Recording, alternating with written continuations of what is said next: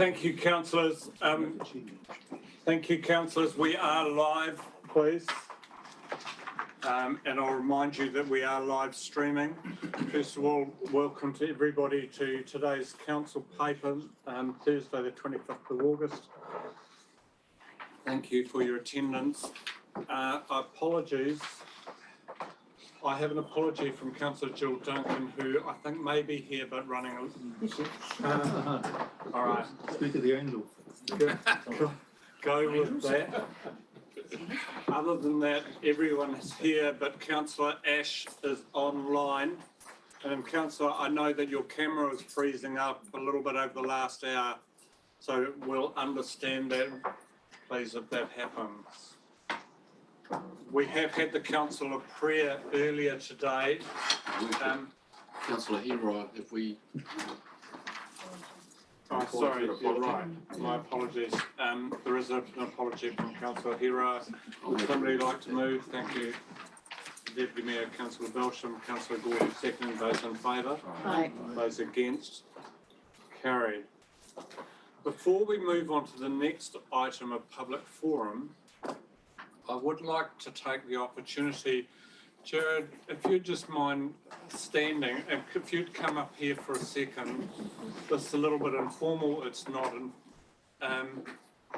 So, congratulations, you're not officially a councillor yet, but we understand that you've been elected in effect unopposed and will be joining this council. Thank you for taking the opportunity today to sit and listen to some of this. I know that you have some other things you've got to do today, but great to see you, and in due course we'll welcome you on board, etc. Thank you. So Appreciate it. thank you. We now have a public forum with the Erewhon Rural Water Scheme, and I'd welcome Paul and Jock Stratton if you guys would like to come up here. There is tabled information that you want to put out, and if somebody spread those around the table. Scheme? Of the scheme. Guys, you know the rules, yeah? You have 10 minutes. How you use the time is up to you. Welcome for the time. And we hope that you will leave a little bit of time that questions can be asked from council. And Jock, are you going to lead off?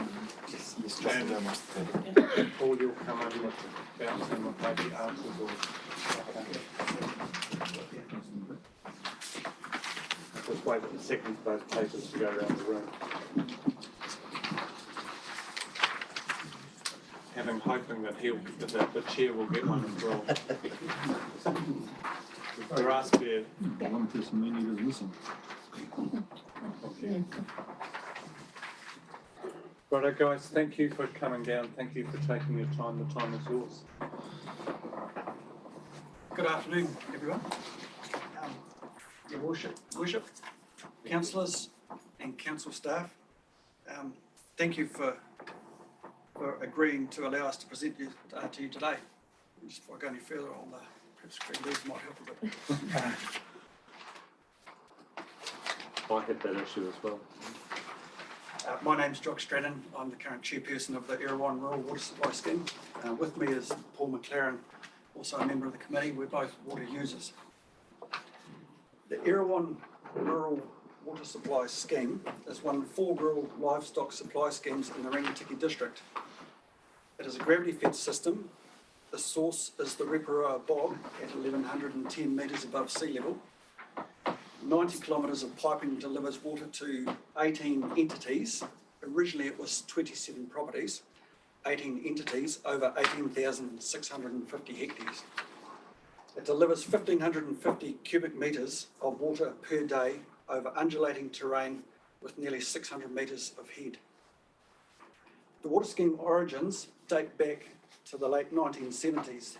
The then Ministry of Works was actively engaged in developing rural water schemes.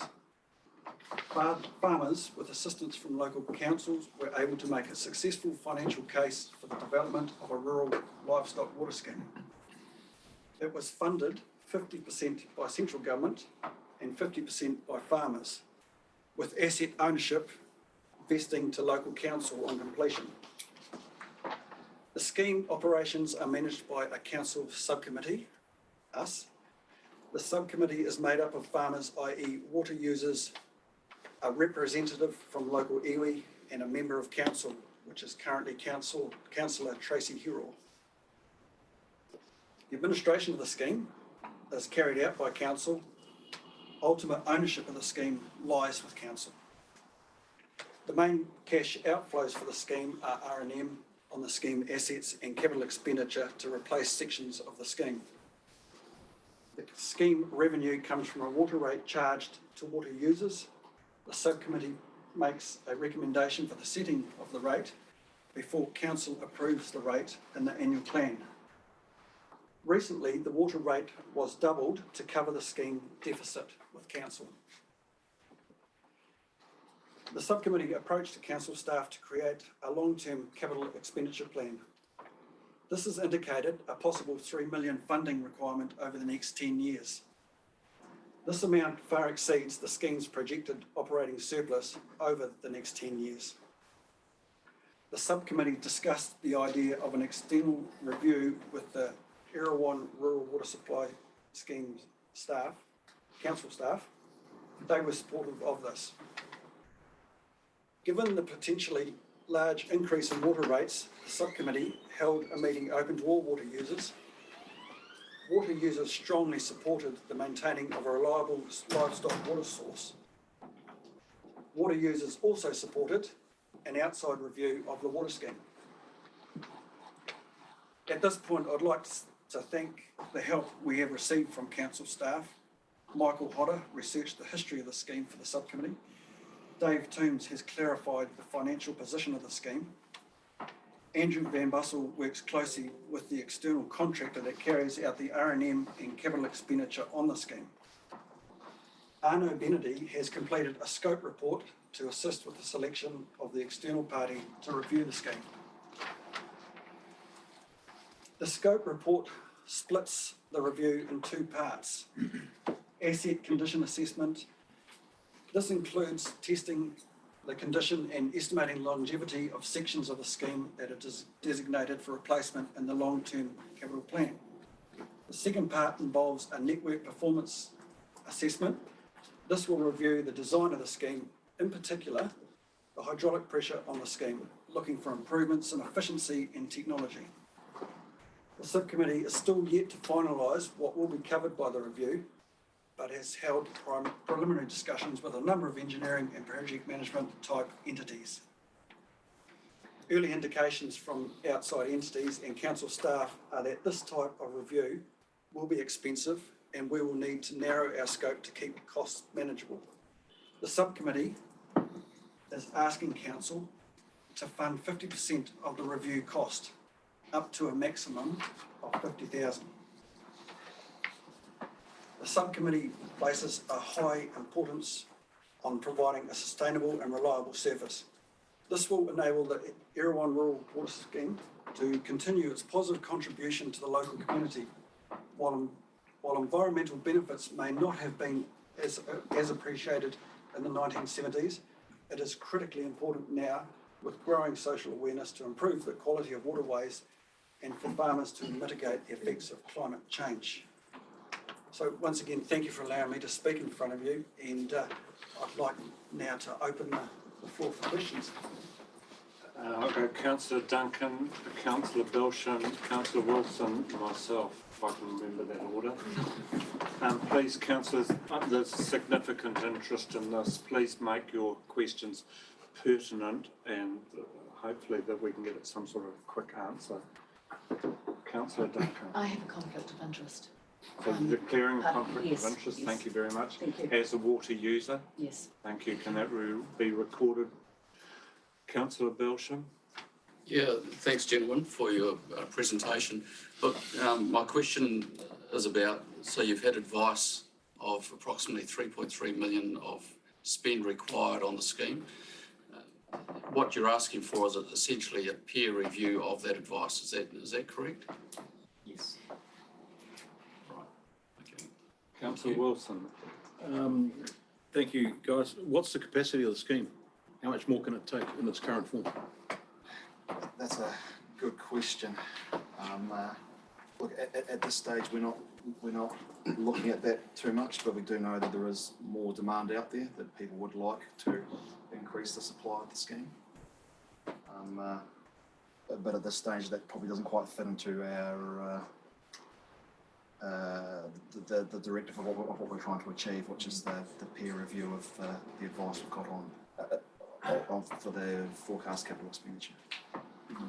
A couple of questions from me. First of all, dealing with that one, part of the review would also look at the consent requirements from the record of bulk and those sorts of issues. The second question from me is, and you can answer the two together if you want, but the second question is, I think you've been given an estimate of sort of 55,000. So they asked if that was the price, the council would be responsible for 27,500 sort of way. Is that how you see it? No. Okay, can you clarify please? So that we're asking council to fund 50% of the review. So if the review costs $50,000, yes, $25,000. Yeah. If it costs $150,000, we'd only ask council for 50, and we would find the other 100,000. Thank you. Councillor Dalgety. So have you got any indication of the cost of that review at this stage? Talking to the outside engineering firms, it really comes down to how many bells and whistles we ask for. So, for example, just the hydraulic review, a basic hydraulic review, they said would cost, that alone would cost $15,000. But if we wanted to put a lot of detail in there, it could be $50,000 just for the hydraulic review part. So which I think that's really why we've been, we're thankful that ARNA has recently done a scope report for us, and we're trying to narrow down what we ask for, and we're going to be looking for a little more advice from council staff on how we do this, but taking this out to the firms we spoke to, and it'll be hopefully like a tender process to see what work we can get done and what those projects will cost. From me, this has been driven by some of the scheme reaching end of life, isn't it? Failure of pipelines, etc. So that's where the 3.3 or 3 million is been the initial focus. Yeah, I think the section which is looking to be replaced, which is going to be very expensive, I think it's a very critical section, and it's at the moment when we have a breakdown, we actually have quite good reliability on the scheme, and that the scheme's up and going again within 48 hours. But the parts we're looking to replace, if they were to break down, we've been warned there could be the water scheme could be down for up to a month or maybe even longer, and that sort of reliability issue would be a major hindrance to the water users. Last question from me, then I'll go to Councillor Gordon. So, in terms of the necessity, if you didn't have this water scheme, how big an impact would it be on these associated farms? What sort of impact are we talking here? Huge. With the taste. Destocking. Considerable destocking. Okay. Councillor Gordon. Thanks, guys, for coming down. What more do you want from us today? You've given a presentation, which is great. Do you have a specific ask of us? Yeah, I think they clearly clarified that there was. That was the 50%. Yeah. Any other asks? Yeah. Yeah, Technically, this doesn't come in your time for a second. No, just for clarification from the councillor's question, is that there will be a paper to the September meeting that brings the question to you for consideration. It's intentional for us to separate the presentation from the council paper to allow you to consider it and for you to get advice from your constituents, whatever it is you wish to do. September. Anything else that you'd like to say? I think you've conducted yourself very well. You've been very clear in terms of what you're requesting and the impact on you. Congratulate you. for taking a community role in this rural water scheme. The Chief Executive, Peter, has clearly illustrated the issue. We can't give you a decision today. It will need to go through a paper of effects and so on. But that will be on the September, and we'll take it from there. Just one more point I didn't put in there to start. When the scheme originally opened, it covered, it supplied water to an area of 18,650 hectares. Within that, we're not sure, some farms can't get water to the whole of their farms. Some farms are currently extending what they're doing, so we don't know exactly, but that was the original when the scheme was started. And there's been involvement with iwi, hasn't there, as part of this? Yeah.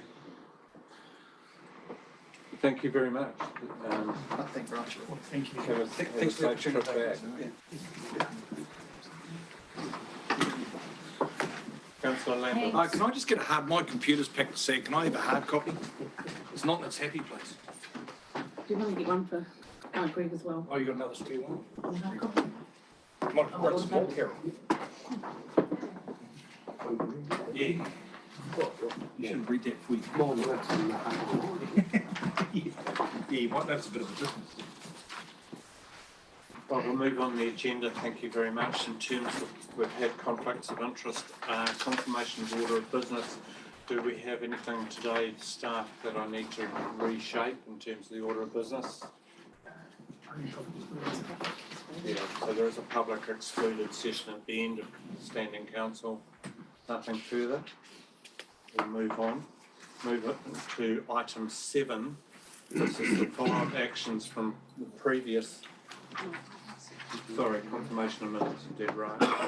Go to 6.1, confirmation of minutes, starting on pages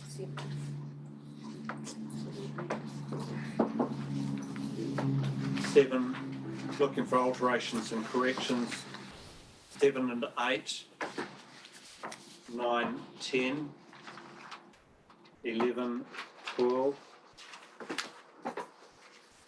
13, 14, 15, 16, 17. Nothing there. Would somebody like to move the recorded as act? Thank you, Councillor Lambert. Councillor Carter seconded. Those in favour? Those against? Carried. Move to item 7, the follow-up actions from the previous meetings. And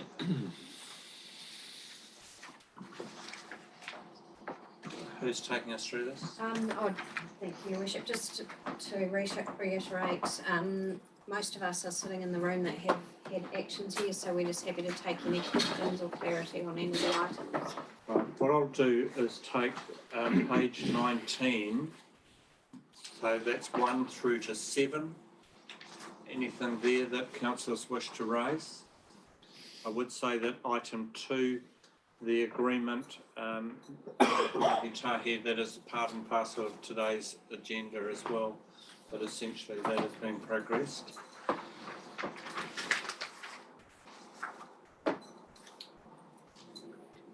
I have written to Local Government New Zealand, number 5, asking for an explanation of why a sitting councillor was excluded from local government, and I've yet to hear a reply. So that's it's closed, and to say that the action has been done. It's not closed in terms of I haven't had a response. Moving to page 20, 8 through to 16. Anything there, councillors? I'll give you a minute.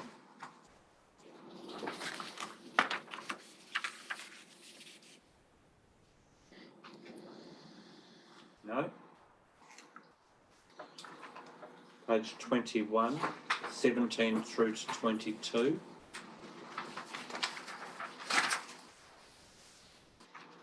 I see,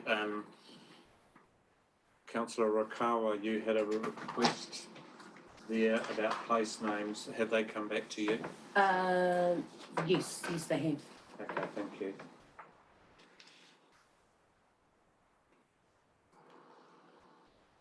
Nothing further. Page 22.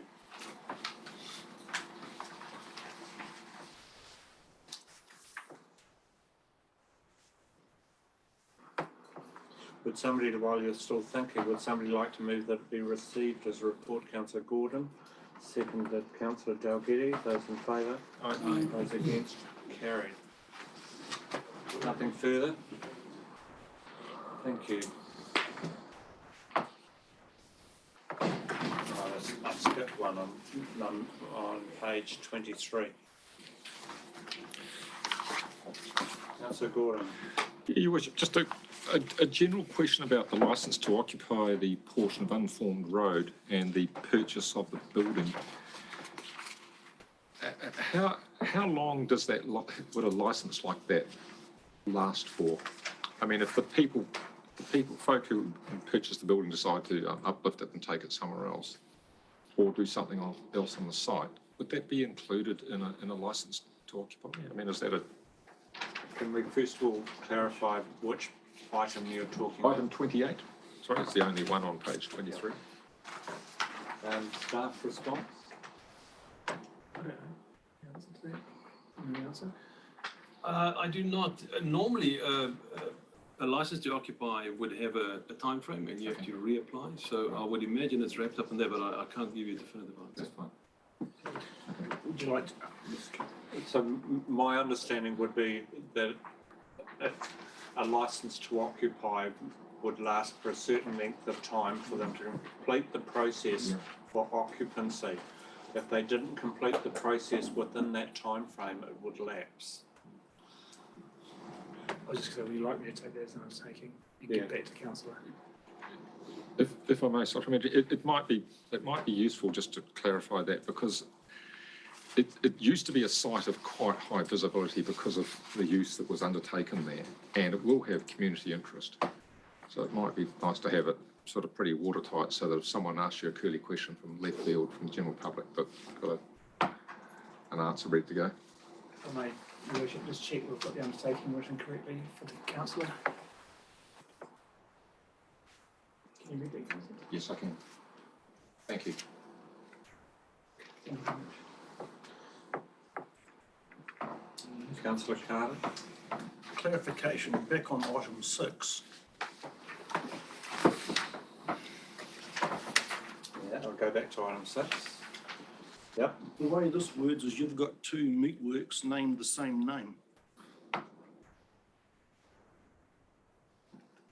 So my understanding, because it's a closed action, this was brought up before council before, and the first box is detailing what the action was, and the action was about 2 separate names. The outcome box says that corrections were made, they were done, and noted for future resolutions. So they've actually, my read of that is they've followed through to use 2 different names. But perhaps, is there any further things from staff?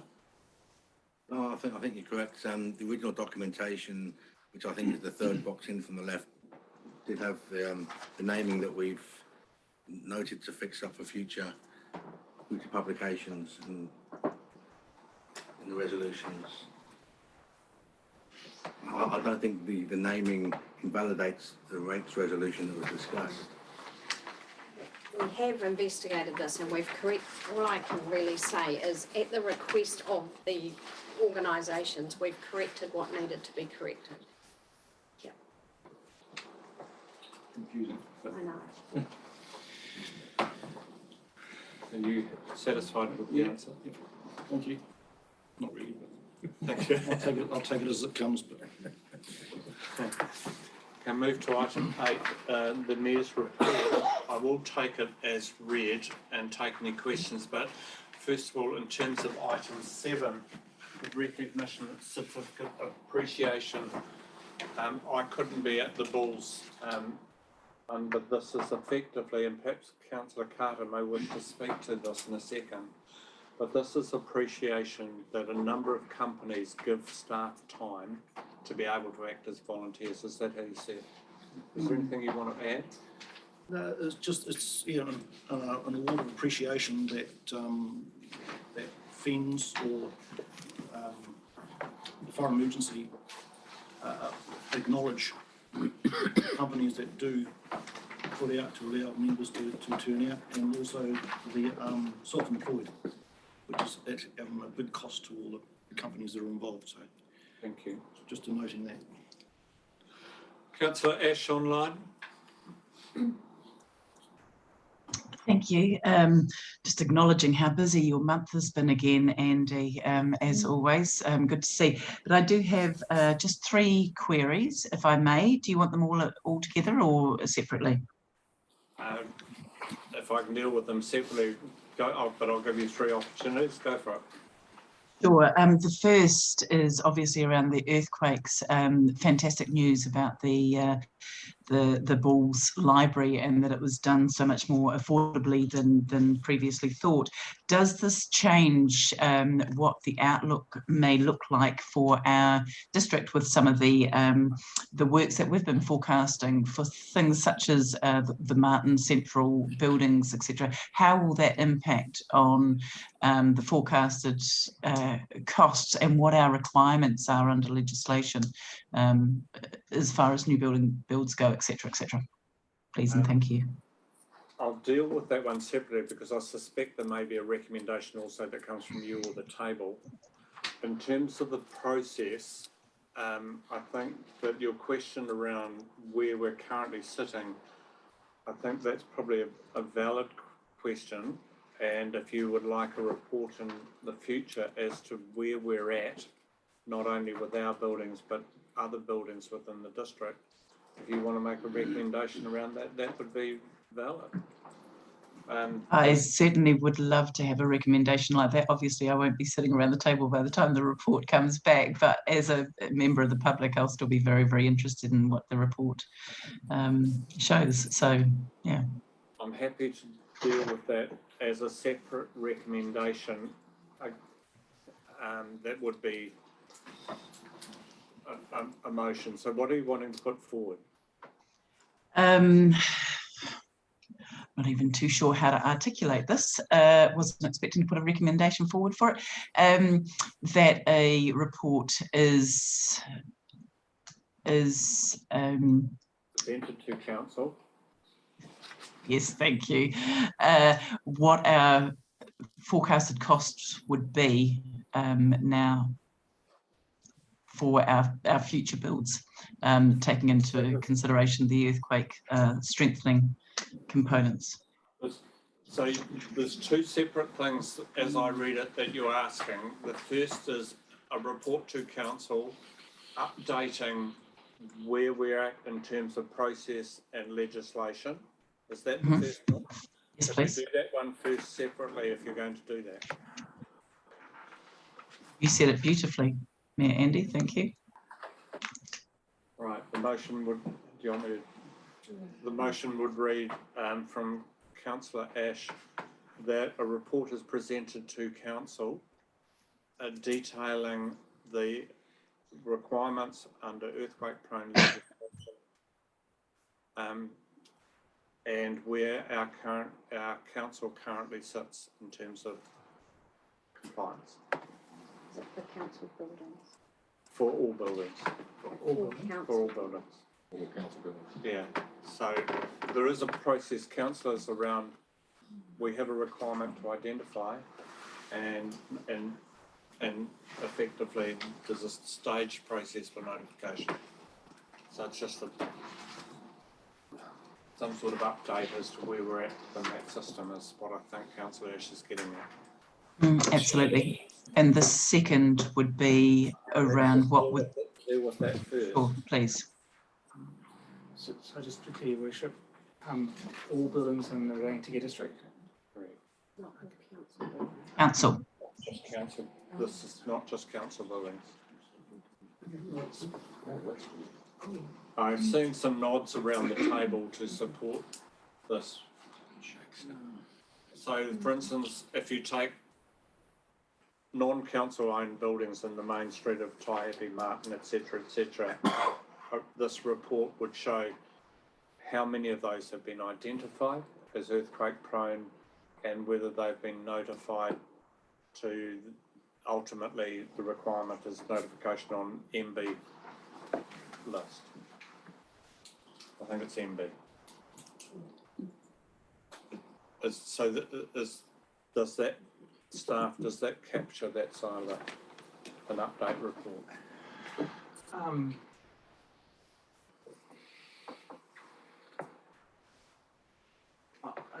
It's where it's the part, Your Worship, where our council currently sits in terms of compliance. Correct.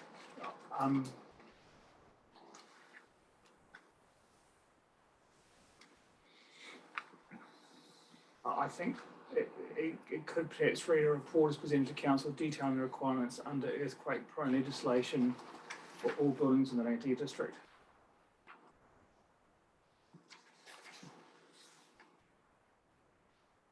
Yeah. Or compliance status rather than requirements. Oh. The elements are there, we're getting there. Compliance status rather than requirements. Councillor Gordon? Your Worship, was Councillor Ash asking about all buildings in the district or just council-owned properties? Well, my thinking was around actually the council owned properties, because that's where our responsibility, obligation and liabilities sit. So that's essentially what I was looking at, but I'm not opposed to the broader scope if I'm getting fellow a couple of councillors. shakes of the head. There is a requirement under legislation for council to go through a process of notification. That's what I thought you were getting at, and that applies to all buildings that are deemed on first sight to be earthquake prone. If it's helpful, I can provide a verbal update on where we're at, but at some point it would be helpful for present. I'm happy to do a report as well, of course. I think well, it's up to the councillor, but I'd prefer a written report where we get a schedule of what has been done, what hasn't been done.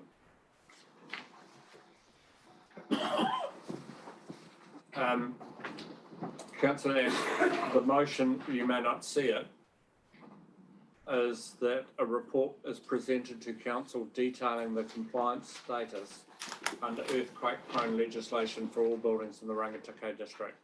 Are you happy with that as a motion? Okay, as a number one motion, yes, absolutely, more than happy. Looking for a seconder, Councillor Belsham. Do you wish to speak to it? No, I think it's fairly self-evident. Speakers to it? Yeah, I'd speak to that. Look, we did receive reports of how many buildings had been inspected and how many were outstanding through policy and planning, I believe, under the regulatory section reporting. But I don't recall seeing any real detail of what that current status is. So if this will provide that, then to council, then I think that's fantastic. And that could come through a policy and planning meeting or directly back to council. Any other speakers to it? Councillor Wilson, Councillor Giddy, Councillor Wilson. I'm in favour of this motion as it reads, but I just want to make sure that people understand what that motion says. All that is going to do is actually detail whether a building initially is deemed to be potentially earthquake prone, and if no assessment has been done, then it is deemed to be earthquake prone because there's been no engineering assessment done to back up a report one way or the other on the status of a building. I'm just hoping that people don't expect that this is going to be an engineering report that's going to come out of these buildings, because it's certainly far from that. No, absolutely not. So Simply a status of where they sit with regards to that legislation, that's initial stages. So we have a requirement under the Act to identify within a space of time.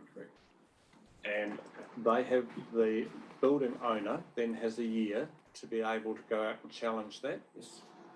And if there is no challenge, or the challenge is not upheld, then we're required, as I understand it, listed on MB's site. I agree with that 100%, Your Worship, but I'm sorry, we are live. We need to make sure that people don't expect that this is going to be an engineering report status on the condition of our buildings or any other buildings in the district. Correct. Councillor Dalgety.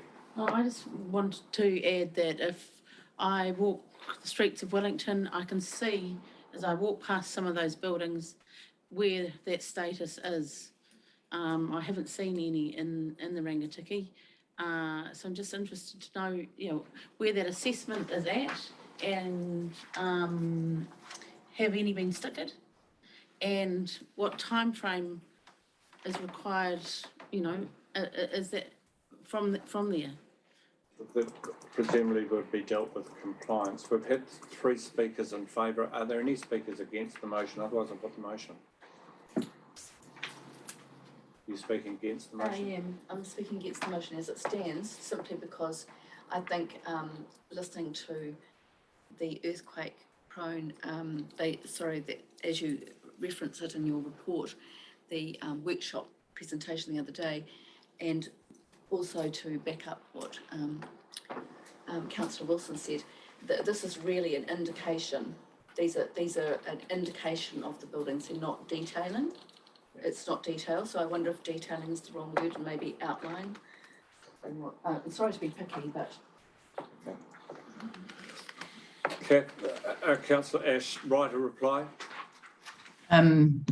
For a start, I'd be more than happy if the fellow councillors wish to change the word to outline rather than detail, and I'm comfortable with that. But I just think this is the first step in this process, and I think it's a prudent step to pass for the district. Thank you. There's now no opportunity to alter words in it. You've had a right to reply. It either lives or dies as a motion. I'll put it to the vote. Those in favour? Motion is carried. Thank you. And the second part of your question was around our buildings, wanting to know what the costs.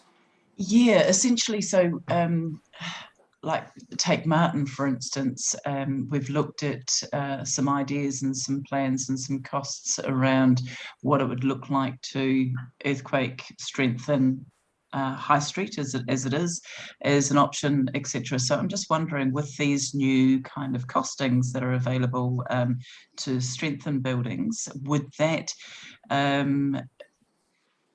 significantly change in our favour the costings to strengthen High Street, and therefore make it a more palatable option than what was previously presented? Councillor Gordon, Councillor Belsham, Councillor Gordon. It's a question around where Councillor Ash is heading. I would have thought that a lot of that discussion and the answer she's looking for is probably in the better business case discussion that will come to council next month. Great. That was going to be exactly my statement. We have a better business case study being provided to council, and then out of that will come the requirements for costings. Okay, we're not discussing a motion on the floor here, Councillor. Are you prepared to put a motion forward, or is you accepting of that position that it'll be time? More than happy of accepting that, and we'll discuss it at next council while I'm still here. You had 2 other points that you wanted to raise. Yes. In your report, you mentioned that 3 waters will happen at pace. I was just wondering if you could clarify how you've come to that position that it's absolutely going to go ahead. I still feel incredibly uncomfortable with 3 waters in every a piece of it. There's nothing I actually feel comfortable with really at all, other than we know that we'll get a better water service if water things are completed, which is what we're already progressing as a council already. So I'm just wondering if you could highlight exactly how you've come to that position that this will happen at pace. I was reporting on a direct quote from both the Prime Minister and the Minister, Denai Mahuta, to say that literally both were questioned around whether this will proceed. Both said yes, and both of them went on, and their pace comment, I can't remember whether it was from the Minister or from the Prime Minister, but literally that was a comment. passed to Local Government New Zealand.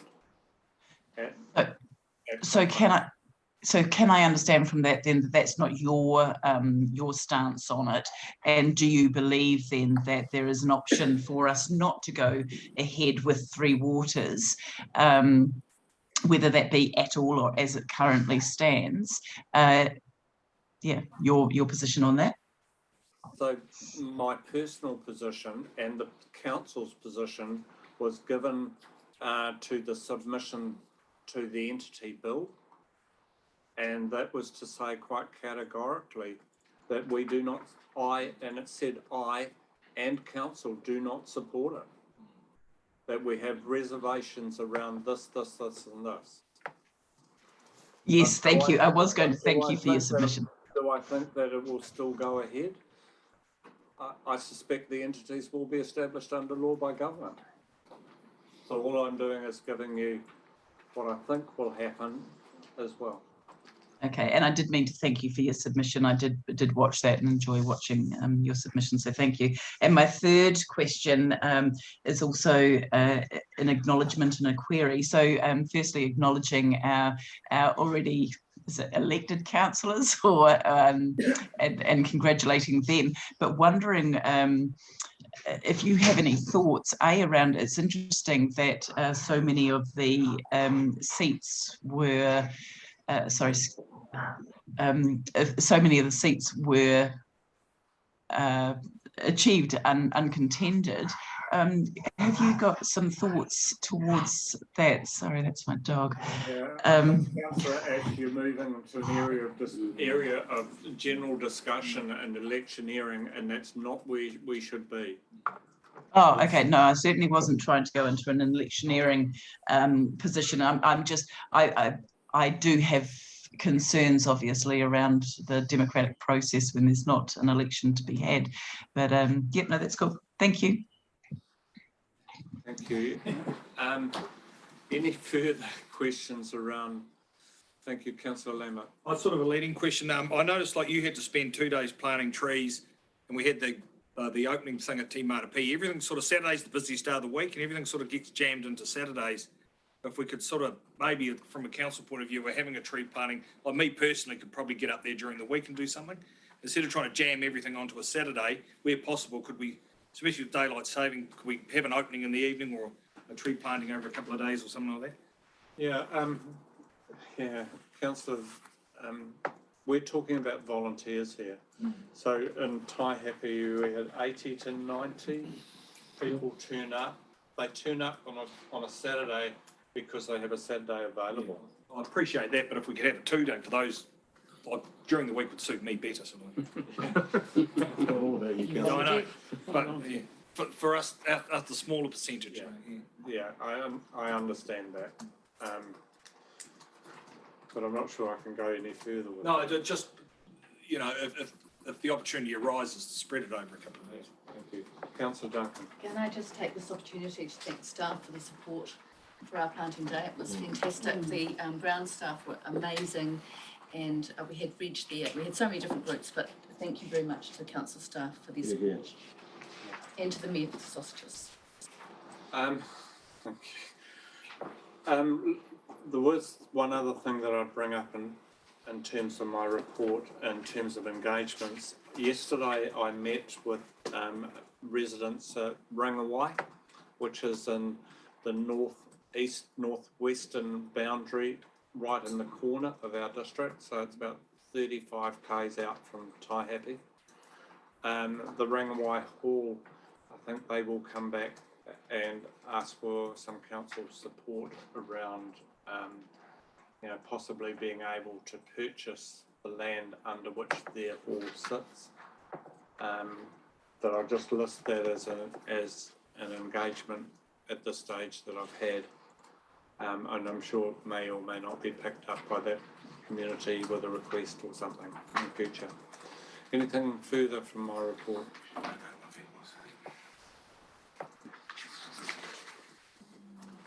On that basis, I'll move that my report be received. Looking for a seconder to that, Councillor Duncan. Those in favour? Those against? Carried. Thank you. Thank you, councillor Ash.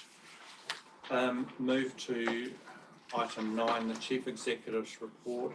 Can somebody just receive it, please, while we're in that mode? Councillor Carter, councillor Wilson, those in favour? Those against? Carried. Thank you, Peter. Thank you, Your Worship. Mostly taken as read. Any questions firstly on point 2, the health, safety and wellbeing update?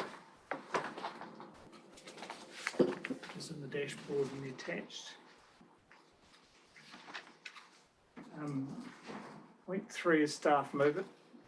Sorry, very late in getting my hand up there for a question. Yeah, question on that dashboard. I see in the driver ratings, we've had a significant reduction in that higher level.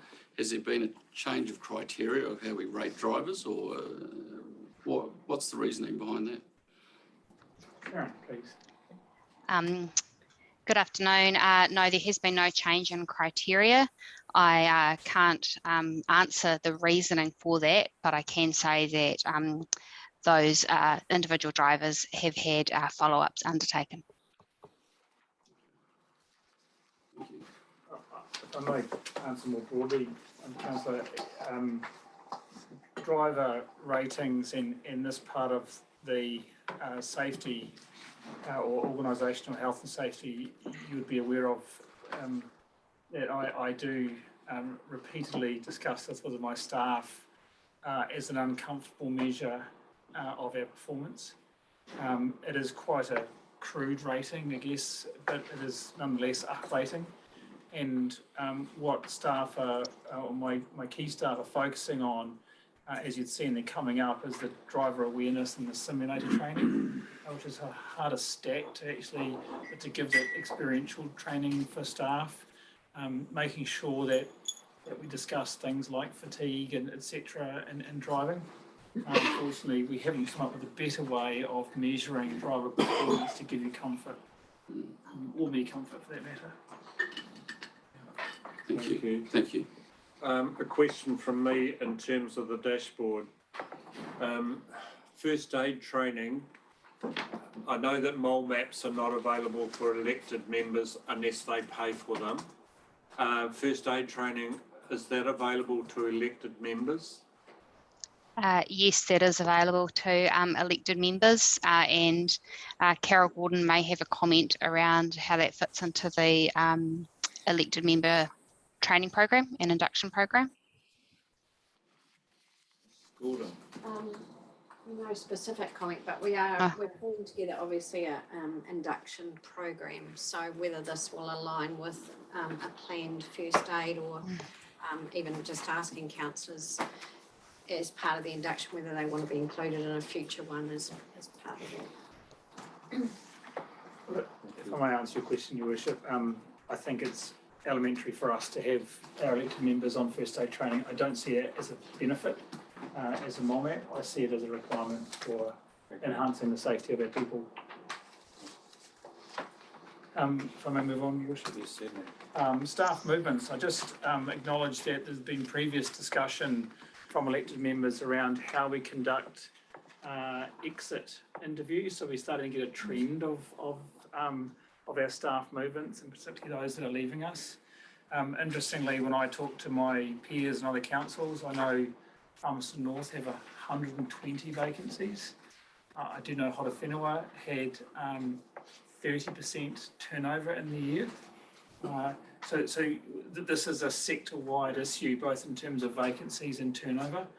So I think we're tracking pretty well, but there is stress and pressure on us, particularly in salaries, as other industries and other reform, etc. And it's something we'll start. My executive team and I work hard to work on, particularly the things that we can do in terms of a culture, etc. Sharon, can you just comment on where we're at with exit interviews, please? Yeah, absolutely. Thanks, Peter. So we've had an exit interview process in place since May. We have designed that as an in-person interview and exploratory discussion rather than a survey.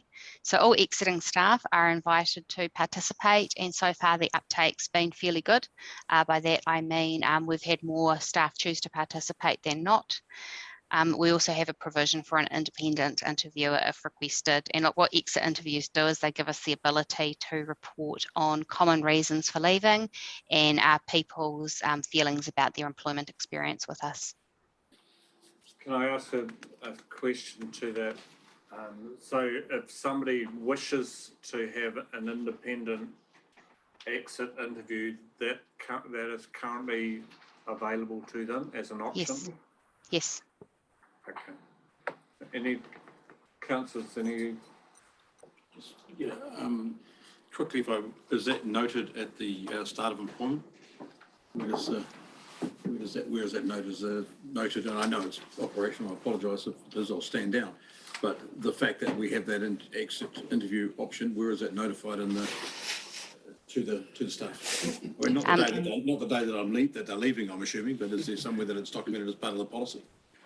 So staff are notified of it at the point where their resignation is accepted, and then a follow-up communication is made with them in relation to whether or not they wish to take that up.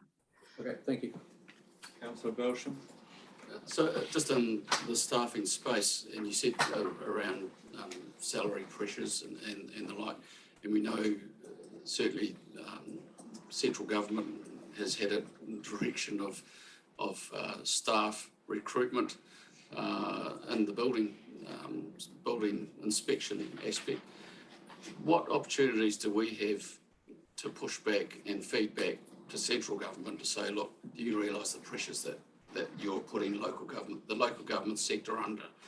So what ability is there to say, you know, you guys are actually putting a huge amount of pressure on our staff resources by their tactics, literally by their tactics. The chief executives as a group, the mayors as a group, the regional leadership groups combined, you name it, the government has been told about it. It has been raised almost on a weekly basis around the poaching, if I'll put it strongly in those terms, of staff by new entity setups or the changes within health, education, all of the raft of changes that the government is bringing impact so heavily. And crucial staff are literally being offered more money just to move to a government department. It is, I'd just about say it's a crime. The way that And LGNZ. What's that? And LGNZ have taken this up. You know, they're your representative body. This has been taken up at prime ministerial level and was featured in local government conference, was mentioned as well. Councillor Dalgety. I understand you've got a regional leaders meeting coming up. I still want this on the agenda and still to be pushed as an ongoing issue. Okay, so that's the meeting on the 2nd, and I advised councillors that meeting was coming up. So you would like that as a... Yeah. Thank you. Can somebody please make just a note of that as an action? Thank you. Councillor Duncan. Yes, I'd just like to know how the exit strategy interview flavour, I don't know how much detail we can see, but how is that going to come back to us as councillors? Really good question. Sharon, can you comment on how you might report any trends that you see in that reporting, please? Well, the intention is to report every 6 months or so on the common trends. We, of course, have only had it since May, so we haven't produced a report yet, and we don't have enough data to produce a report. Yeah, I'll need to consider a way and the best forum for it to come back, whether that's included in the Chief Executive's report, but there will be a mechanism for the common themes to be reported back. Thank you. Happy with that, Councillor? Happy councillors, we'll move on. Thank you, Worship. I will move on as read until point 7, I think. Yes, point 7, to which a recommendation refers. So this is central government under the National Transition Unit have offered council a total there of 353,000 for the next year to support this council providing all of the information that the National Transition Unit, or the NTU, will require of us.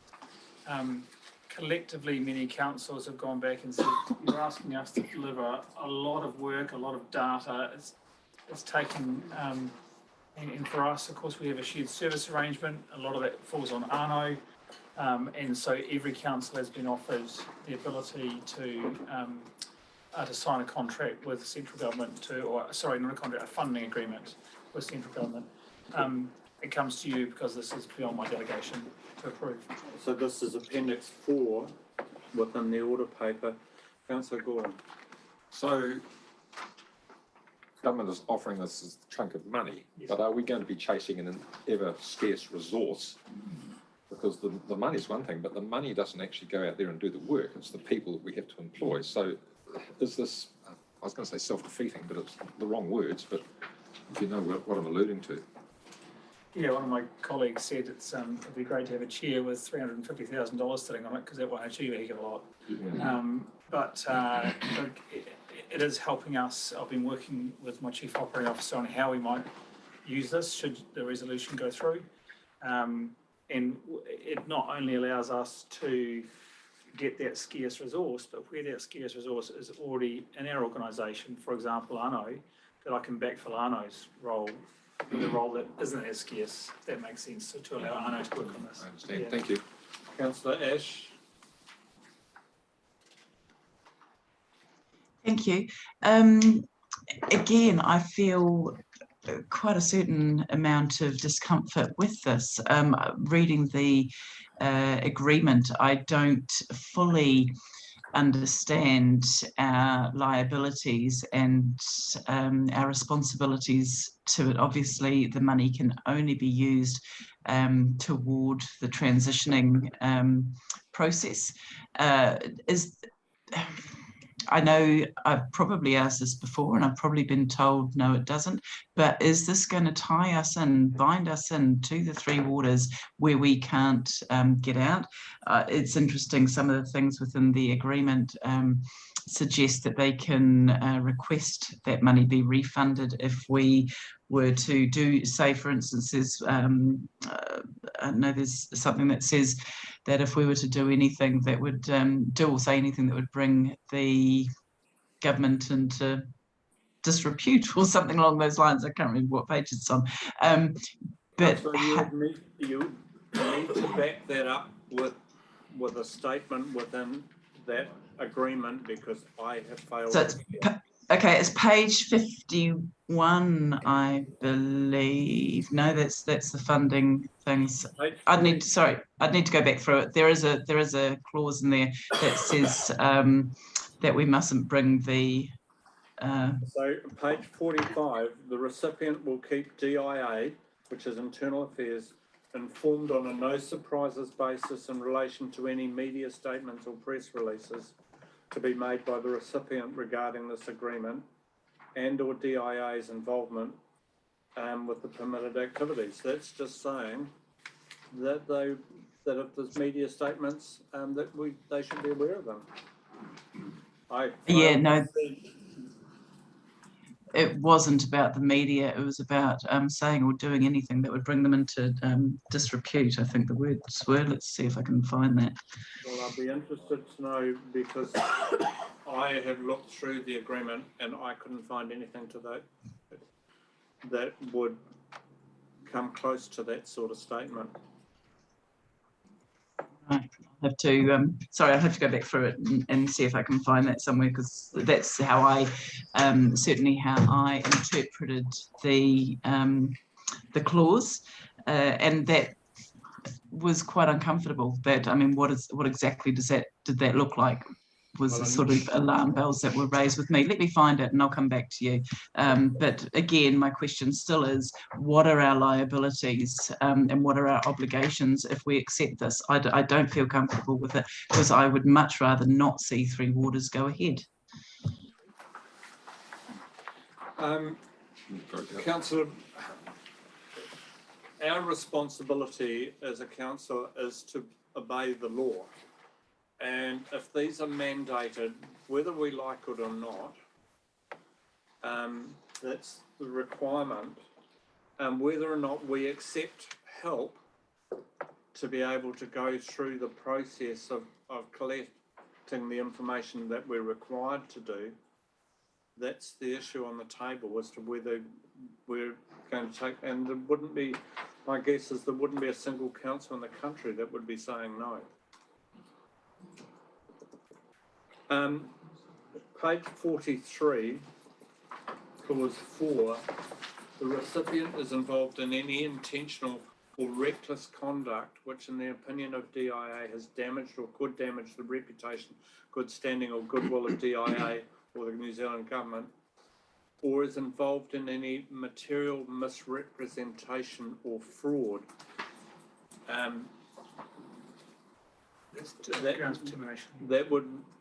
could result in termination of the agreement in terms of funding that. So that's really detailing fraud. It goes on where there are conflicts of interests that aren't managed, etc., etc. But there's been a lot of talk in the media around that councils can't critique the government, and the Prime Minister has said quite categorically, councils are entitled to their own opinions. And Your Worship, if I may add, I have reviewed the terms of the agreement, and I am comfortable that this council would not be subject to any undue risk as a result of agreeing. I wonder, and I forgive me, I have seen it, but I can't recall where, but there has been an explicit statement made that signing of this agreement does not bind you to agreeing with any future legislation. Agreeing, not necessarily complying. That makes sense. look, what I'm concerned at is, it's a valuable conversation, but I'm concerned that we're not speaking to emotion. And what I'd like is somebody to put a motion on the floor. Councillor Belsham, is that what you're going to do? Correct. Yes, I was going to move recommendation 2, that council approves that the Chief Executive to sign the funding of internal affairs and Rangitikei District Council in order to receive Three Waters transition funding of $353,000. Looking for a seconder to that. Councillor Wilson, you're seconding. Second. So the conversation can continue, Councillor Ash, under the motion that's on the floor. But Councillor Belsham, you're the mover, you get first voice here. Yeah, look, unfortunately, as you've stated, Your Worship, this is legislation, and as law, we have to abide by the requirements of DIA. It's a bit like not wanting to pay your rates bill, and if you don't pay your rates bill, there's going to be action taken. This is giving us a resource to help us actually achieve the information and providing that to DIA. I see no other requirement other than that within this document. My only question would be that the Chief Executive has said that he's reviewed the document and that he feels comfortable in signing it on behalf of council. Have we had our legal perspective go over the document, Simpson Greason? Okay. Councillor Wilson. So we've had one speaker for. Councillor Wilson. Yeah, speaking in favour of it, and as noted as the seconder of it, I think where Councillor Ash and some of the other councillors may be concerned about some of the finer points in that agreement, nothing that was read by yourself there on those subclauses that you mentioned is anything that I would be seen to be anything abnormal in any business agreement or in an agreement between two parties that were entering into a funding arrangement. Fairly standard sort of stuff. I didn't see anything in there that I would have alluded to alarm bells. That was just a standard finance agreement or agreement to lend money with terms and conditions accordingly. No issue. Councillor Gordon. Yeah, I'm speaking in favour. I see this as a bit like the proverbial gift horse. Government is paying us to learn more about our assets, whether or not the Three Waters goes ahead or not. I mean, they're saying it's going to, but who knows what the future holds. So I think that is positive. I mean, in this space, we haven't had a lot of money out of government in the whole Three Waters place for 30 years, so I see this as a real positive outcome. Chief Executive's already acknowledged that he's going to be rearranging his operational business to make this work, so I'm fully supportive. Councillor Ash. Are you speaking against? Yeah, speaking against. So totally acknowledging Councillor Gordon's comments there, and I do agree with that. It's a fantastic opportunity to be able to learn more about our own assets. However, I have reservation around, I don't know how to put this other than saying rolling over. It feels like we're sort of complying until it's done and until it goes through. And I don't feel comfortable with that. A number of councils around the country have spoken out very strongly against Three Waters, including your own submission. And I just wonder where that puts us. I am concerned about our liabilities, that something's going to come back and slap us along the way. I will be voting against it, but I am acknowledging Councillor Gordon's comment there to learn about our assets is a valuable opportunity. And yeah. Any other speakers against? All right, I'll go back to right of reply. Do you want to write a reply? No, just like. So, right of reply 10 down. I must put it to the vote. Those in favour? Those against? Kara, do you wish that recorded? I don't know that I've had things recorded in the 3 terms that I've been here, but yeah, I will. I'll have that one recorded, please and thank you. Thank you. I'll just put a comment. There are a number of, it's interesting to me, there are a number of councils that, first of all, elected not to be part of Local Government New Zealand. And yet they were all back in the fold at conference. I have yet to hear of a single council that has said no to picking up funding on this way. I stand to be corrected, but that's the way it's played out.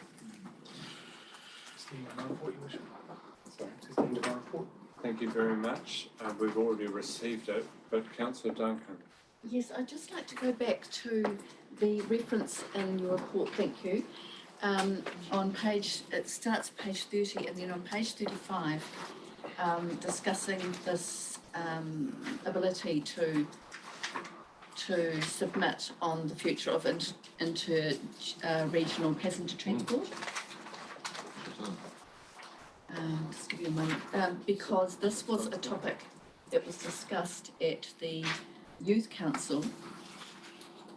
The letter that was received actually saying that and I should have it in front of me, I'm sorry, but saying that we were not going to have central government support for the Lower North Island rail, and I just wondered, having gone to conference and the reference there from their YEMS, who are the youth elected members group, around young, that's what it was.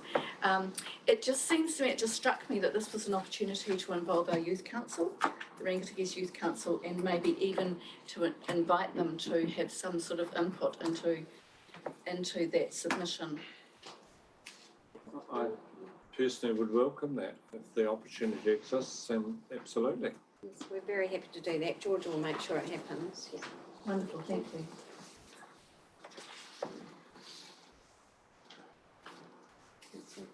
Councillor Gordon. Thank you, Worship. Yeah, question on the same topic. It has a due date in the table here. I emailed staff and councillors last night asking for a reply on when you want to see submissions from us, because we don't want them arriving on the evening of the 6th. No, Georgia did reply. Oh, she's sitting right behind you, so maybe she can just update us. Yeah, so I said that, if I recall correctly, so that we can have a draft to you for the next council meeting. I think I said the 5th of September would be, September, thank you. but there should be an email. Okay, thank you very much. Another question, if I may, Your Worship. Same block of work, building consent system review. I see we're not going to submit, but we are supporting Boynes and Local Government New Zealand. Who is Boynes? B-O-I-N-Z. Yeah. All hands on It's board. it's Accreditation New Zealand, builders, something, Accreditation New Zealand. Building officers or something like that. Institute. Building Officials Institute. Building Officials Institute of New Zealand. Thank you. If I may, are we not supporting due to a capacity issue, or do we believe that this is not an important subject? Sorry, behind you again. It was my understanding from Johan that he is participating. So basically those submissions will be covering what is relevant from council's perspective. A little bit of feedback from me. The building consenting area and ratepayers and that interrelationship and the pressures that come down from government to us to then do stuff out in the field. That interface or that coalface is really, it can be quite problematic. And I think it's a systemic issue. It's not necessarily just us. But I think this should be a pretty strong submission, but I'm not sure what sort of feedback or whether you even would like feedback from elected members into this space. Staff will need to reply to that, not. Yes. not Yeah. me.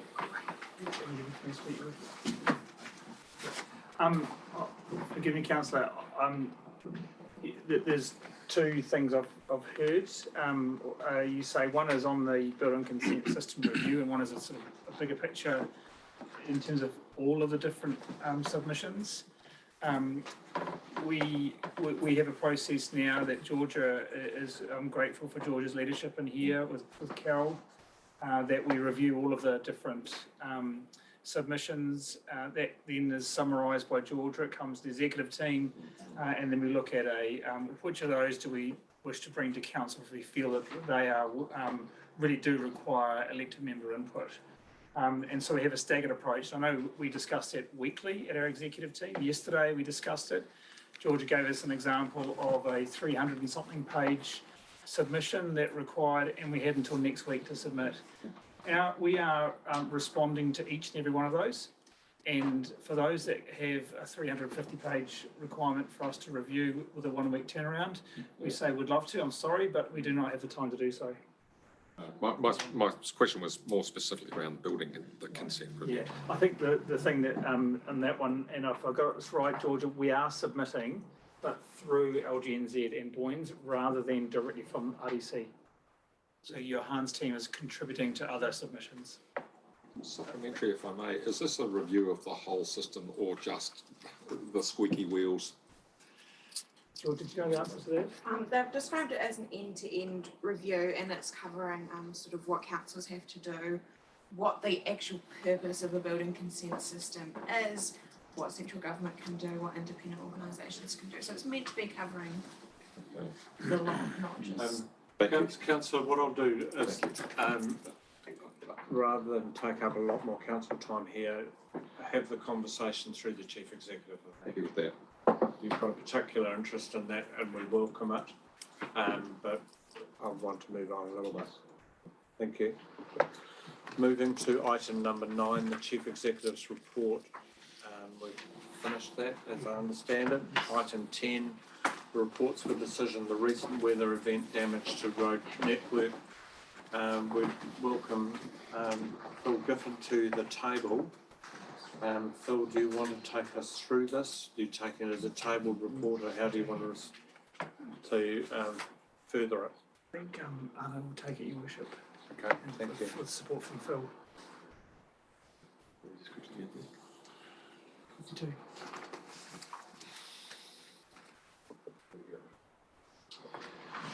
Thank you, Your Worship.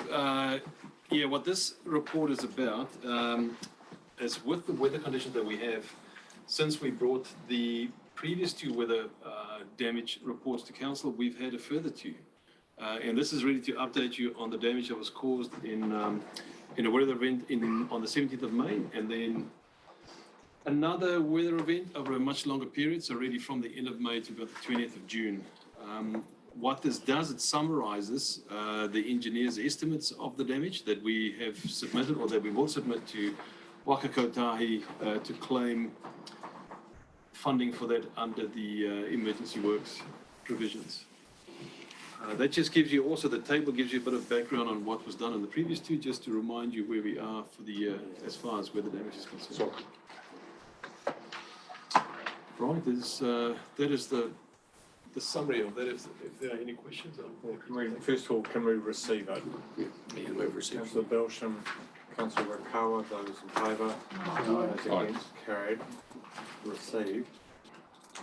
Councillor Belsham.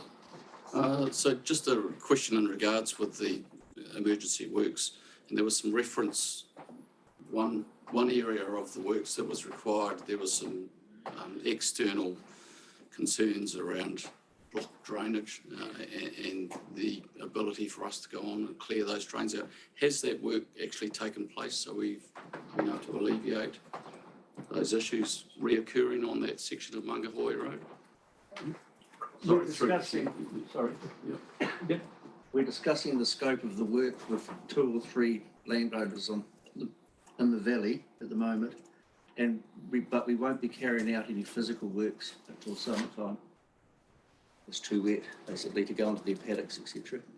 Okay. So currently the drains are still in the same condition as they were prior to the storm event?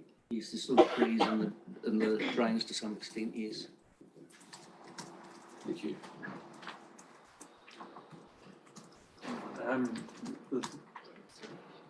A couple of questions from me, but first of all, what I might do is put a motion on the floor in terms of recommendation 2, that council approves the expenditure, because we literally have to have the work done. So I will move that, recommendation 2, looking for a second of councillor Dalgety. I'll speak to it just to say that regardless, this work has to be done. It's an 84% or thereabouts subsidy. We'd be, in my opinion, fools not to take this opportunity up. Any other speakers to it? Councillor Wilson. Just speaking to the recommendation, I agree with everything you said, but we're agreeing to a recommendation to effectively fund 825,000 and 2,335,000 based on 84% that has not yet been approved. What is the risk of it not being approved? It says there noting that the claim has not yet been approved. So effectively we're signing off for that level of money, but we've got to go no guarantees we'll get 84%. I'll speak under control of my Chief Operating Officer on this one, but the process for this one is unusual for governance. I respect that. This is an emergency event that we choose to repair quickly to maintain the service, and therefore we have to capture approvals after we've done it. It's a bit round the wrong way to what we're used to. That being said, that there is precedence and clarity from Waka Kotahi that of what levels they will provide support to in an emergency event. And so we are very confident. It just hasn't worked its way through the machine yet. Okay, yeah, no, I accept that. But, and yep, that's clear. Subsequent to that, and further to the question asked by Councillor Belsham, these events were December, January last year, and then followed up by May, June this year. And they were both in the same, one of those spots was exactly the same spots, which is the spot that we can't get to clear the drain out. So we've now done some repairs at that spot. Is that correct? We've now got the road open and operational, but you still haven't fixed the cause of the problem. Yes, the road is open and operational, but the road hasn't been rebuilt. We'll do that after we've done the drainage work. So the road's still unsealed for those lengths. Okay. Thank you. Councillor Ash. Yes, thank you. That was a part of my question. expanding on that is obviously with weather events that are likely to be coming up over the years. What are we doing to attempt to mitigate some of the damage from slips and trees, etc.?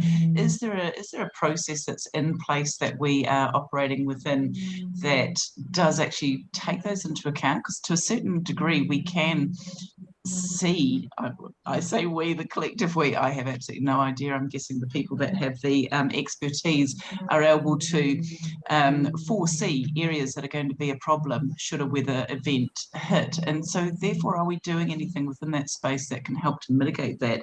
And as Councillor Ash, you're speaking to a different subject to the motion. So the motion is quite specific around should we... Oh, sure. Yes, sorry. So can we deal with that one first? Please. By the way, we're getting a feedback, probably through your mics somewhere. It's coming back into the room as a sort of low groan. I think it's one of your dogs. Sorry, I shouldn't go there. Any other speakers to the motion? Look, I'm not going to use a right or reply there. I'll put it straight to the vote. This approval of that. So those in favour, those against, the motion is carried. So we are granting this process, and we understand absolutely around the retrospective nature of emergency works. So there's no criticism of staff here. These things have to happen and have to happen very, very quickly. A question from me, if I go through our annual plan reports, in terms of the money that we have to share of our portion of it, we had some unspent maintenance money. Will this come out of that pot? Because that pot presumably was a carryover sum and we can use some of that. How will this actually be funded? Through you, Mr. Chair, yeah, and I'm glad Dave's in the room. He can correct me where I get it wrong. We are working closely with Dave to see what funds are available. There is some provision for emergency funding, and we'll use that first to see how far we get. And then if that is not sufficient, we will look at what alternatives are available, and obviously that will come back to council to describe the impact of that on the budget. It's also just on the point that Councillor Wilson made earlier. We will apply for the funding. Whatever we actually receive in the end will then trigger another feedback loop back to council to say this is the impact on the budgets and this is how much we got. Okay, thank you. That answers my question. Go back now to Councillor Ash. You had a question or vision around identifying future environmental risk. Is that? Yes, absolutely. And I did have one other question as well in regards to the funding for emergency work. I recall once upon a time, I'm sure we used to get a much higher level than 84%. I was just wondering if that could be clarified. So in the past, Councillor, we've had some funding at 100% under extreme circumstances. For instance, there was a section of Turakina Valley Road that after 2015, they said we will grant that at 100%. There have been other occasions where they've granted 92%, etc. For every one of these emergency events, the government has an ability or right to be able to step in. I am sure that Nelson will receive special funding and they will probably say such and such a road we will make good at 100%. I'm second guessing government here, but that's the sorts of processes we get into. Thank you. Are you happy? If they could answer my question, mitigating any future problems, if there is a view to that. Thank you, Your Worship. The topic's actually, it's come up quite a couple of times over the last 2 years or so. And for us, it's difficult because quite often these are things on private property, land use changes, trees that are available, and keeping being stable today could be gone tomorrow, and there's all things that we don't control. It does make it very difficult for us to have a future view on where a slip might happen and what mitigating actions we might do to that. So what we do is we spend a lot of effort and money on the things that we do control. So that'll be the stormwater management on our own roads. Over the last activity management plan, we focused on that specifically to be sure that that works as well as it can. Councillor, there was a section of repeated flooding on Turikina Beach Road heading out to Koitiata. And we had a negotiated process that involved landowners, Waka Kotahi, or NZTA as it was at the time, where we put in a very significant floodgate system funded by, including Horizons. And that was looking at exactly what you're talking about, I think, looking at environmental risk going forward and what could be done to minimise in terms of road impact. So I think these things, you can take to a number of agencies and say, is there an alternate solution to this? Councillor Dalgety, Councillor Gordon, Councillor Dalgety. I'm interested up the Turiakawa. Yeah. Some big slips there, and just from the sheer nature of policy currently is that slipped material has to be transported away at huge cost to the ratepayer, whereas the neighbouring farmer would be quite happy to accept that. Yeah, so is there anything we can do about that?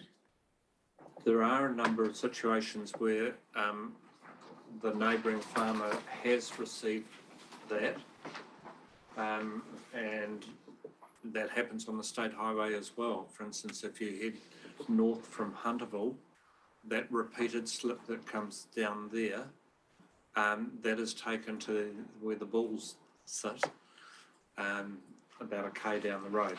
So there are a number of local agreements there. Those conversations have happened in the past, so long as Waka Kotahi are aware of them. Well, this is on our network.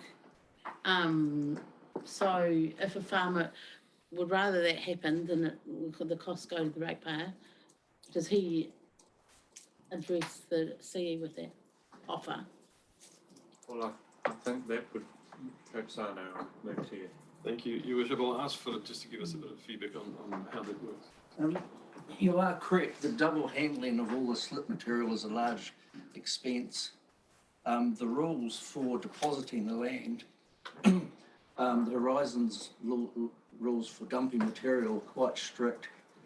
The land isn't allowed to be any steeper than 20% and not close to a watercourse.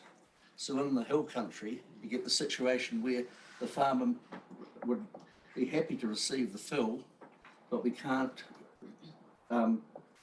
place the fill there because of the Horizons restraints. And but another important point is we're investing quite a bit of time in trying to find as many compliant sites as we can to reduce the amount of double handling.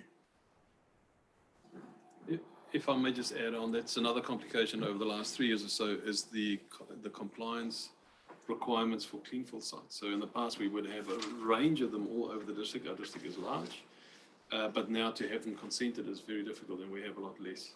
So we're working through that process to see if we can identify more of them, get them consented, and then use those. Thank you. Councillor Gordon. Thank you, Your Worship. Just a comment around, if I may, around Councillor Ash's comments around climate change. Council may recall that I raised this in my chair's report and policy about the effects of adjacent land on our assets. And I note the Chief Executive and his team have taken that on board as an action. I just remind everybody that on page 59 and today's potential Better Off funding, there's 2 projects in there that look at development of climate impact strategy and another one about investigation of flood protection in this very town. So it's not as if we're not working on it. I think but we all have an awful lot of work to do. I'll leave my comment there. Thank you. Does that deal with all of 10.1? I'll take it as a given, move it. 10.2, the Mayor's Task Force for Jobs, a service delivery. First of all, could somebody move the reception of the report? Thank you, Councillor Lambert, Councillor Duncan. Sorry, I'll let you vote first before I. Let you go further. Right, those in favour? Aye. Those against? Carried. I'd just like to ask for a ruling and a potential conflict of interest here. I'm a director of BJW Motors and we perform work for Ngā Waiariki Ngāti Apa on their vehicles. So I do receive financial gain from the commercial interactions with that company. So I would like a ruling on my potential conflict of interest. I don't see any potential conflict of interest there. I'm quite happy for you to be part of the conversation.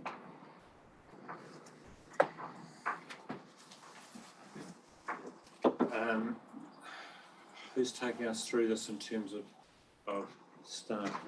I will start there. Thank you, Your Worship, if I may. Thank you again. So the first part of the report is about asking council to set aside the opt-out rule of the procurement, Rule 11, and that is about going out for tender.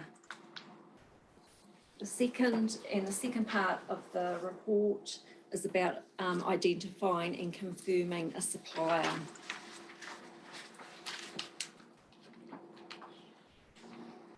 Right, we'll deal with this if you're happy in terms of recommendation 2. Do you, in terms of endorsing the opt-out procurement rule, do you want to speak to that further, or will you take it as a read document? I would like to speak to it a bit further, and initially our current contract is with James Towers Consultants. He's been working very closely with Ngā Waiariki Ngāti Apa, and they have contributed to the Mayor's Task Force for Jobs program. And so the recommendation is opting out, but enabling both James Towers Consultant and Ngā Waiariki Ngāti Apa to undertake the service, and that is recognising the input that they have had into the program. All right. Okay. If I may add something, Your Worship?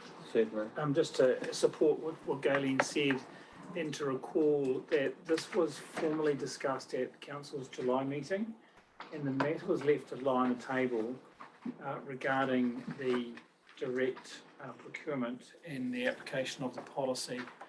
I don't recall the resolution, but His Worship and myself and Galen and Joe met with the Chief Executive and others from Ngā Waiariki Ngāti Apa and to discuss this, and the report outlines the results effectively of that meeting.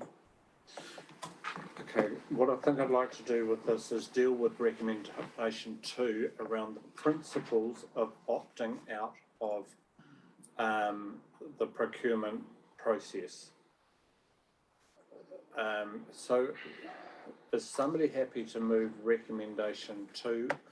And remember, these recommendations are developed by staff. If you wish to move a different recommendation in its entirety, it's your call, Councillor. I have Councillor Wilson, Councillor Raikawa. Councillor Wilson. I wish to signal as the shadow that I'd like to amend recommendation 2. Well, it wouldn't be an amendment, it'd be a recommendation from you. The recommendation would be what? That council endorses the opt-out procurement rule and policy enabling James Towers Consultant Limited to undertake the service delivery for the Mayor's Task Force for the Mahi Tahi program until 30th of June 2023. You're moving that. Is there you're seconding that, councillor O'Connell? Yes. Okay, do you wish to speak to your motion, please? Yes, I do. So the Mayor's Task Force for Jobs is an initiative that I think is in its second or third year since inception. I could be wrong on that. It is a program that is delivered by a central government entity back to the Rangitikei District Council as a first stage reporting entity that then in turn engages our current provider, James Towers Consulting Limited, to undertake the job on our behalf. James Towers Consulting Limited reports back to this council, and we've seen many reports back, and they have done an exceedingly good job at delivering what we require, far in excess of what the requirements were. In fact, in many cases, they've doubled their outcomes. So their KPIs in that space are very good. So I'm very comfortable with opting for the opt-out part of our procurement policy based on that basis.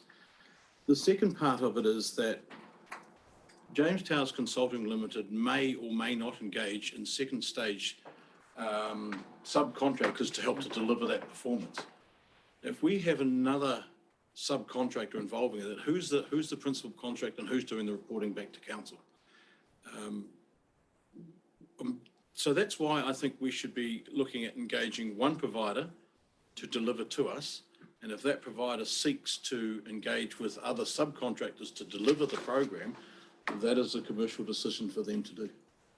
So I think that if this motion, as I've put it up there, were to be accepted by the council and successful, that in itself would negate the need for recommendation 3.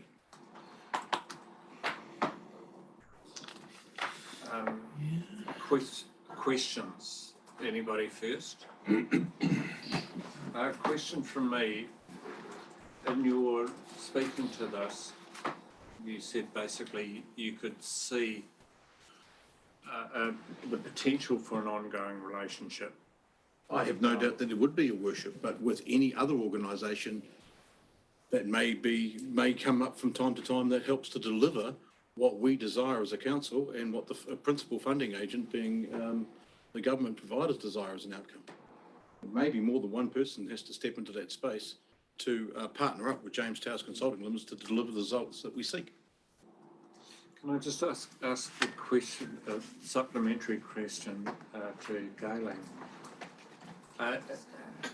As I understand it, in the past, there's been a series of monies that have been paid from James Towers under his contract to Ngā Waiariki Ngāti Apa. Are you able to give us any basis of that? That is correct. They contribute towards the rent, power and internet costs. What else have we got? And they have paid also for the delivery, Sorry?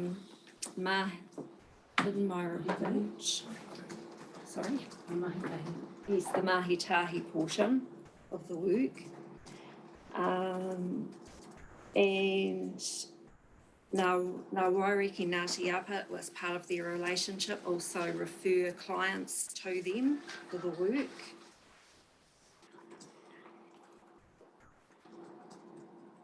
And they in one of the earlier programs, there was the pilot program, and they also paid Ngā Waiariki Ngāti Apa towards that as well, their contribution to the pilot program. So as I understand it, they're paying a rent. Yes. A commercial. So where it says in the report that Ngā Waiariki Ngāti Apa provide that, they are reimbursed at a cost base for that.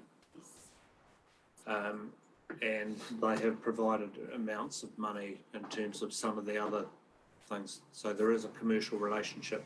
That's correct. And okay.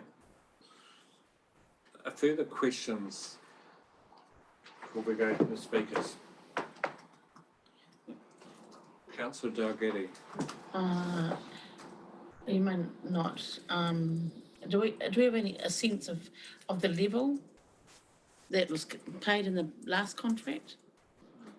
Point of clarification, Your Worship, we may be stepping into some commercially sensitive information here, which is based on our current provider. So I'm a little uncomfortable, but whatever those arrangements are, again, is up to the principal provider of the contract. We should not be stepping into the space of any subcontracts from that principal provider. Yeah, that's why I deliberately didn't go into that Point taken. figure. And I take on board your concern there, but this is a relevant concern. I was just wanting to establish that there had been a relationship, etc. Go Councillor Rokawa, and then Councillor Ash, Councillor Duncan, Councillor Rokawa. I just wanted to speak to the recommendation from Councillor Wilson, and already it's an established, because Mayor's Task Force has already established a working relationship, like you were saying before, commercial relationship. I don't see, I agree with Mayor's Task Force being the principal contractor, James Towers being the principal contractor, and if they've already got an established working relationship, there doesn't need to be that addendum or recommendation 3. So that's my whakaaro. Councillor Ash. Thank you. Purely echoing Councillor Wilson's comments earlier, that it's a commercial agreement. James Towers has been delivering to an incredibly good calibre, good level. Who he subcontracts or who they subcontract to is surely entirely their business. It has been incredibly successful who they've been partnering with, and one would assume he would carry that on, but surely that is his business. That recommendation 3 seems to be a bit of an arbitrary amount chucked in there. I don't think that's necessary. I'll certainly be voting for this amended recommendation. Thank you.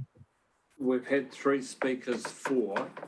Can I get some direction? Is this of such an importance that every council wants to have a say on this? No, right, I'll stay with standing orders. Any speakers against this?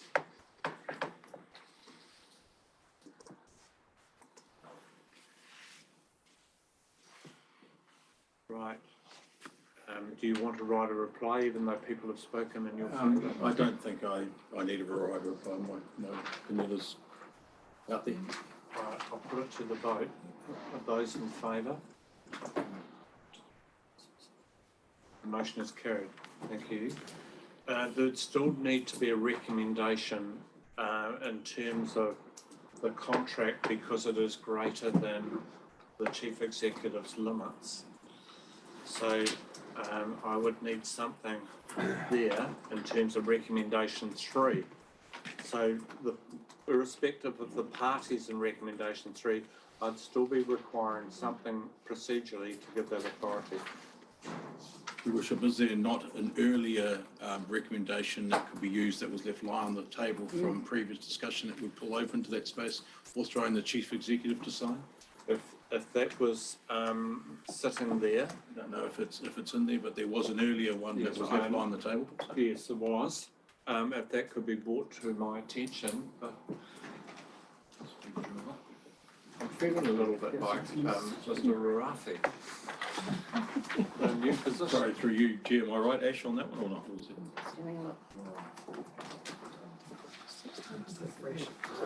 I see you be authorised to sign a contract with James Towers. Look, councillors, while this has been sorted, I know that James will want to keep his relationship with Ngāwaioriki Ngāti Apa. I think the combination of Ngāwaioriki Ngāti Apa and James and MSD working together has been an incredibly successful one.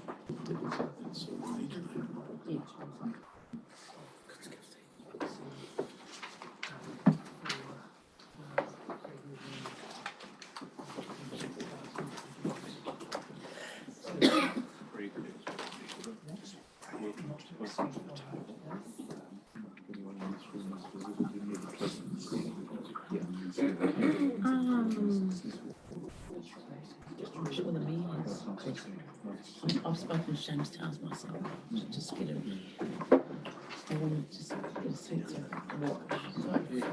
what he thought the key reasons for that, you know, outstanding success was.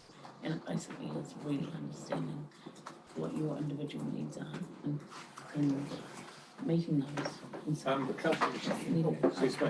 Councillors, I'll take a risk on being told off here.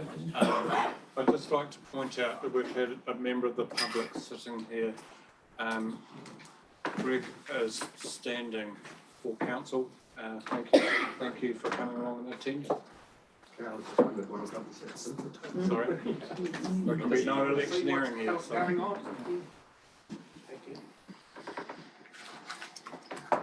We've got something. So recommendation 3, that the chief executive be authorised to sign a contract with James Towers Consultants Limited not to exceed 450,000 for the provision of Mayor's Task Force jobs to 30th of June 2023. From memory, there are 2 tranches of drawdown money for this within the documents. Councillor Wilson, would you like to so move? Happy to move. Councillor Duncan, you happy to second? Any discussion? This is just the authorisation process. I'll put it straight to the vote. Those in favour? Carried, thank you very much.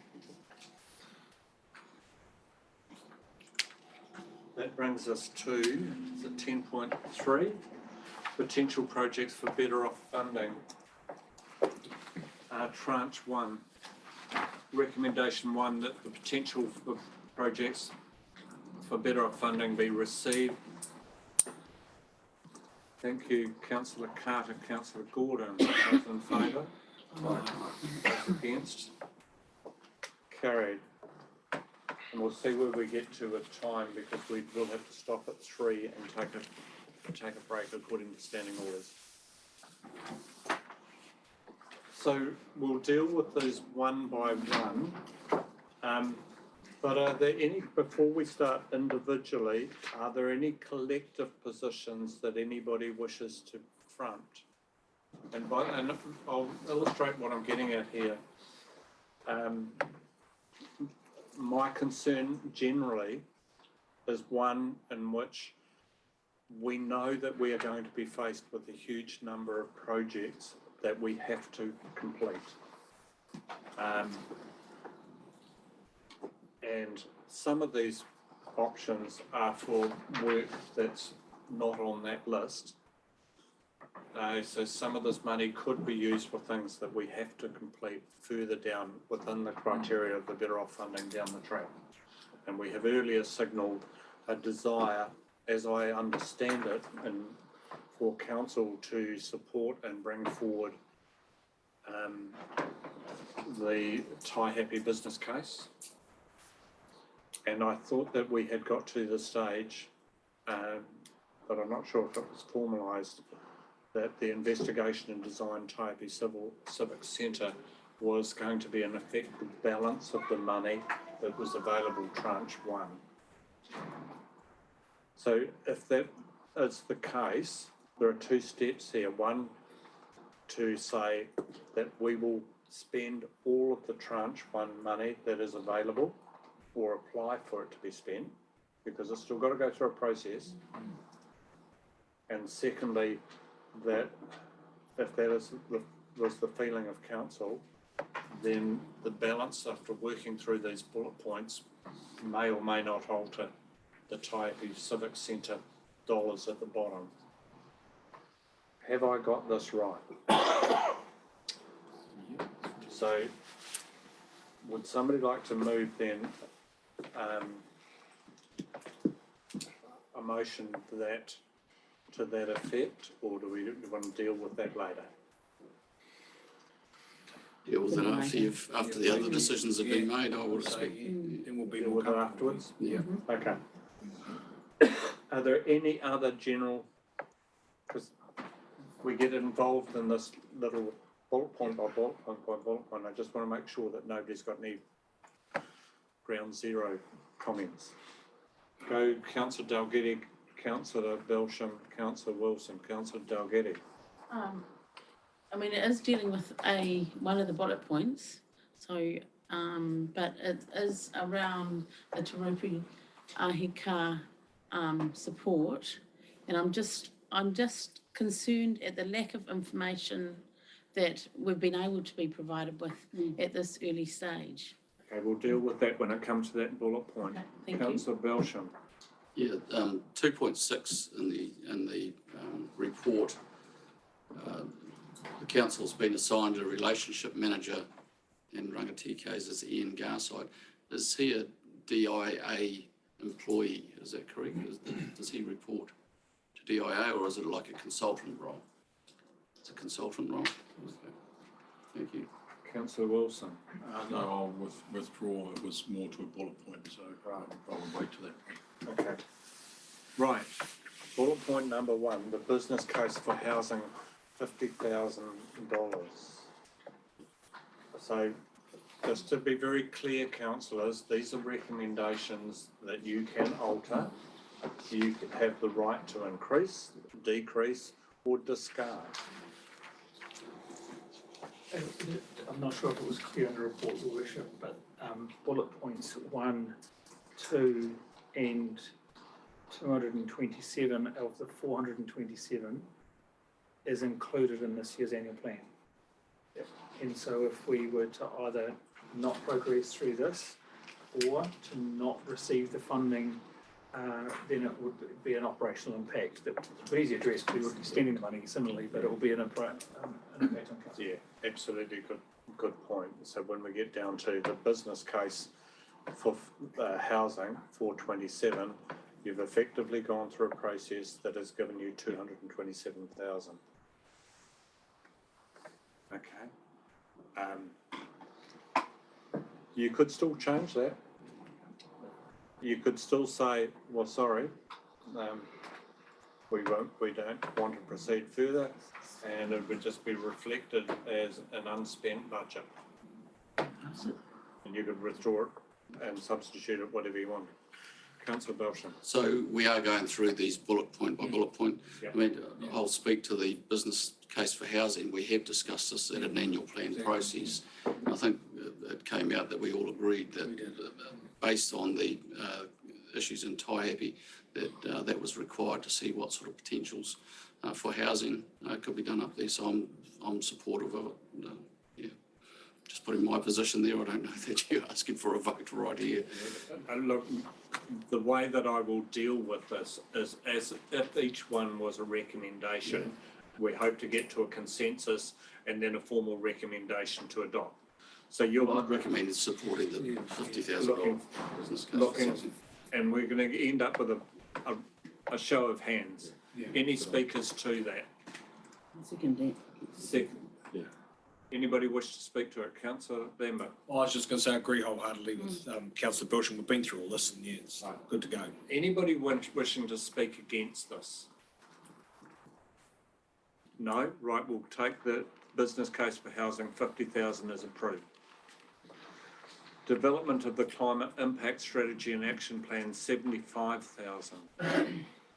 Councillor Gordon. Again, this is already sitting in our annual plan discussion.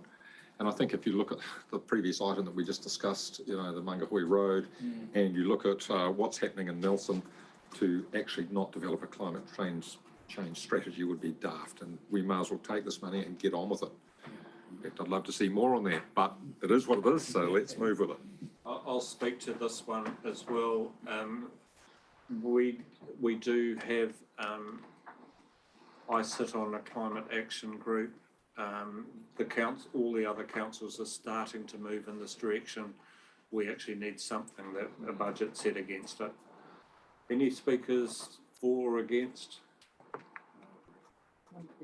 Right, okay, so $75,000 lives. Yep. The next big one, acceleration of the district plan review housing, and there's quite a report in there as to what it would be used for.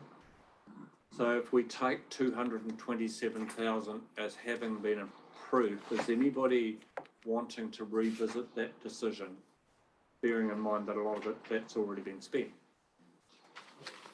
Questions? The first question from me, of that 227,000 that was effectively approved for last year. It was approved last year for this year's annual plan. Where are we sitting in terms of the expected spend of that? I can answer that, give me a look on his face. I'll leave Katrina. Katrina can explain. Yes, so we're not planning on spending that until we have approval. So we're kind of delaying work on accelerating that district plan review until we have approval of this funding. So that 227,000 is still sitting there? Is that what you're saying? Correct, we're not planning on starting to spend that funding until we have approval both from council and from the Better Off Fund that we're approved for that funding for that work. So if we were going into an annual plan process next year and long-term plan processes, there would be the opportunity, for instance, we have a buffer of money already sitting there and we could add to it at a subsequent period.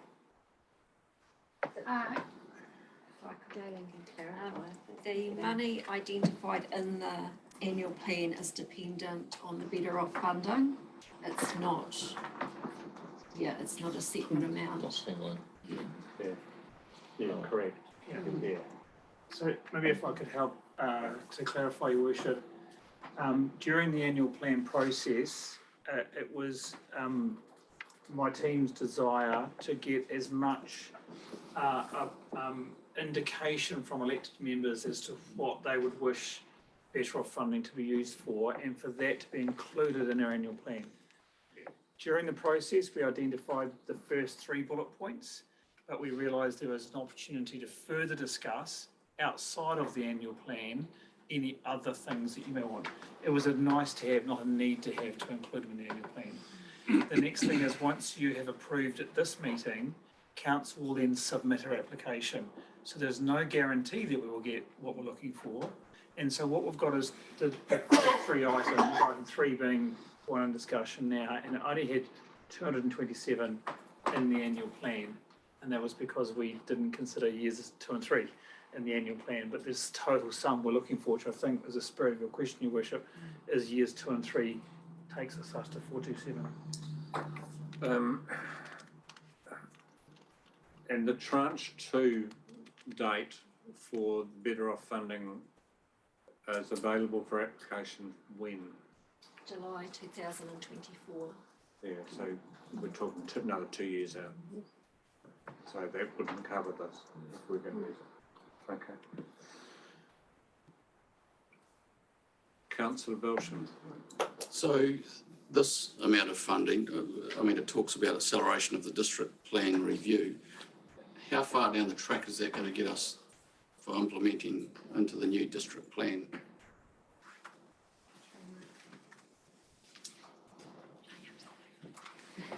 I'll just jump in and answer that question through you, Your Worship. So the purpose of this funding is to accelerate phase 1 of our district plan review, which is focusing on urban growth and development. So you're all aware we're currently in the spatial planning process. At the moment, until my resource is finished with that spatial planning project, we wouldn't be starting that district plan review project. This additional funding provides for a staff resource.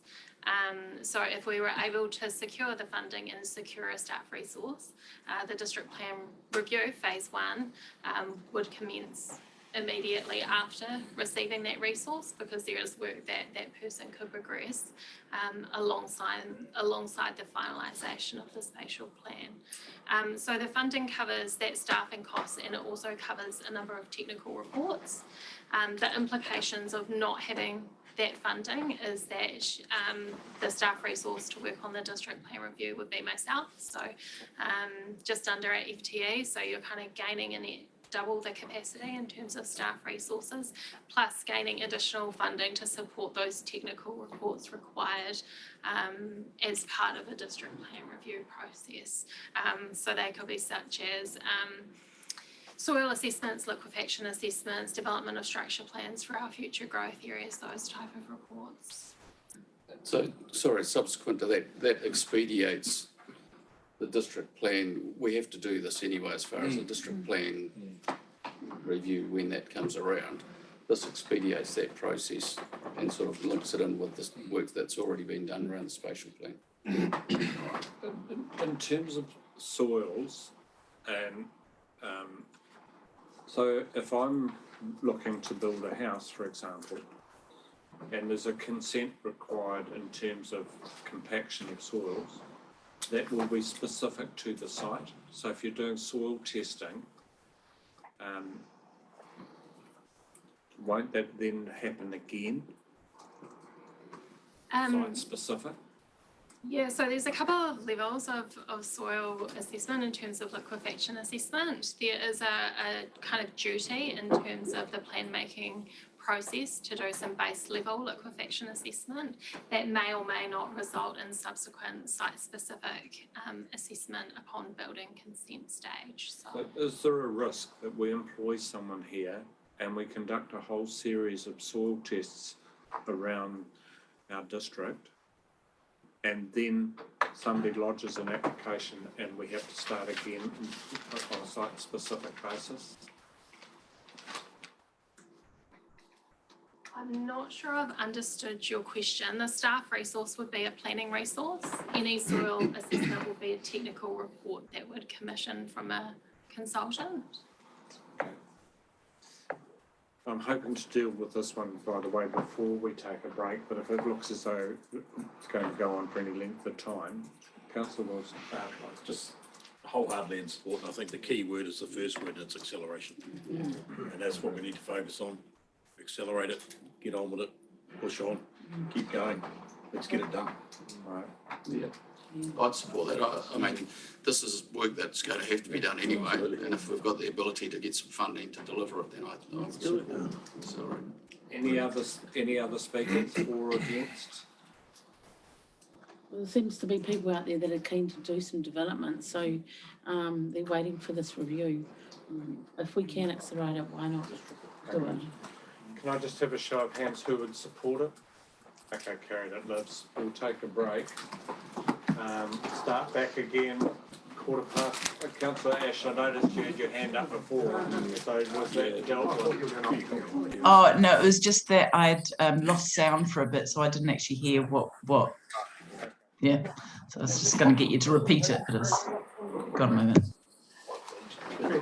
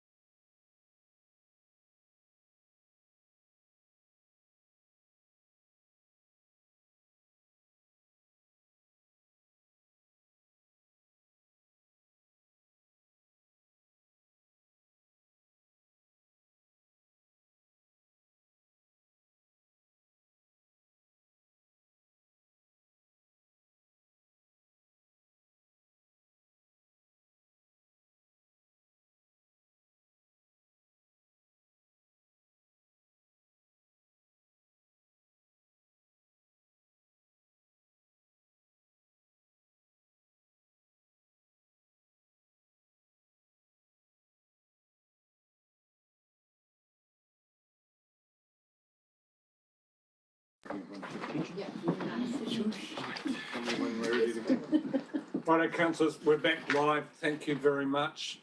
The next bullet point that we need to deal with is the Hautapu River Parks project, Taihape 375. It meets the criteria.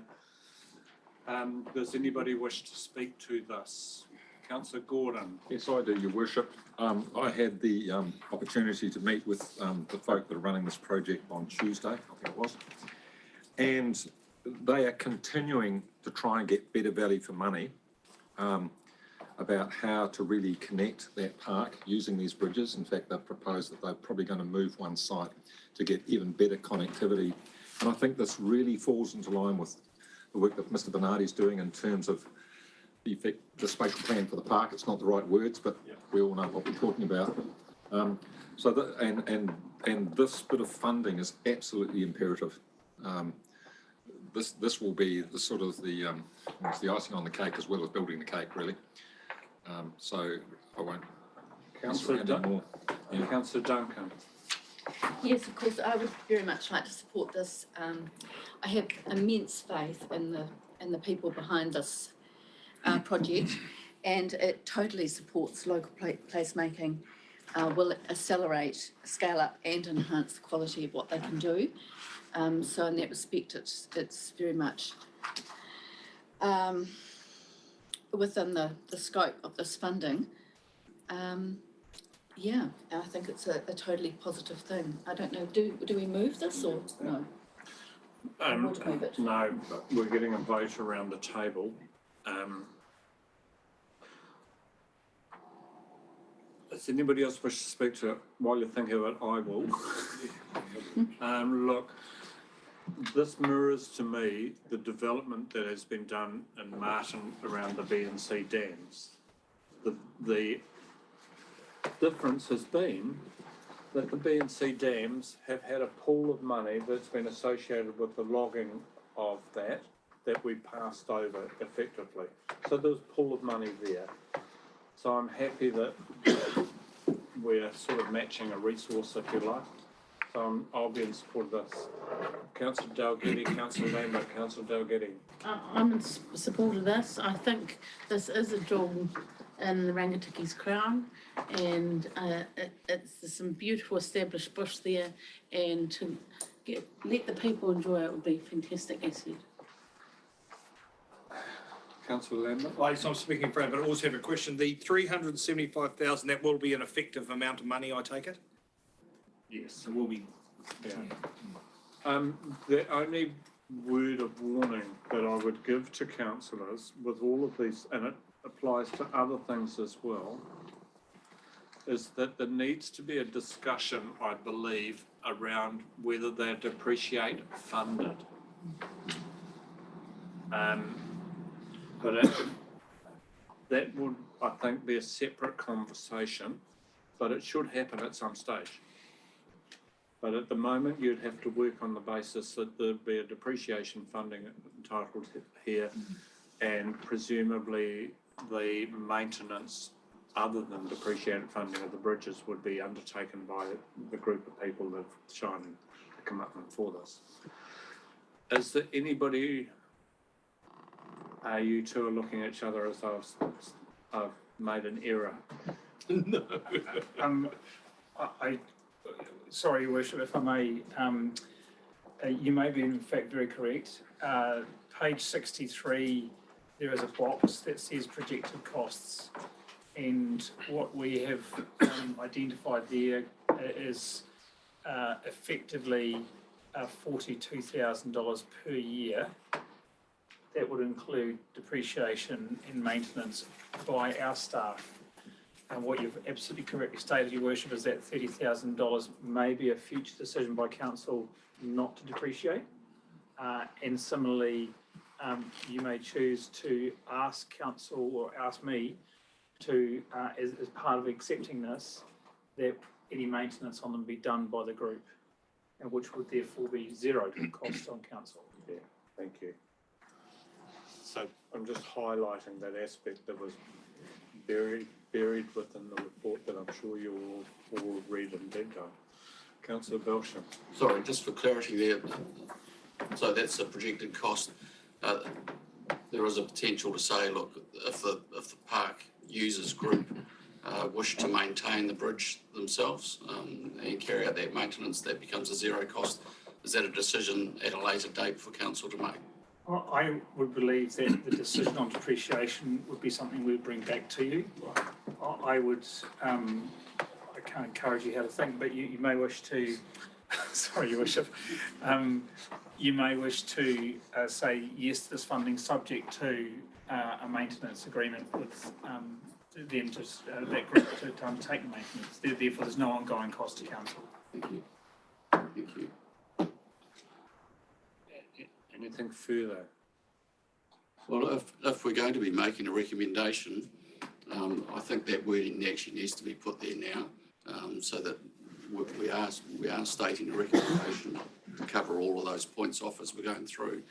And I would like to see a conversation take place with the group that are doing the work there,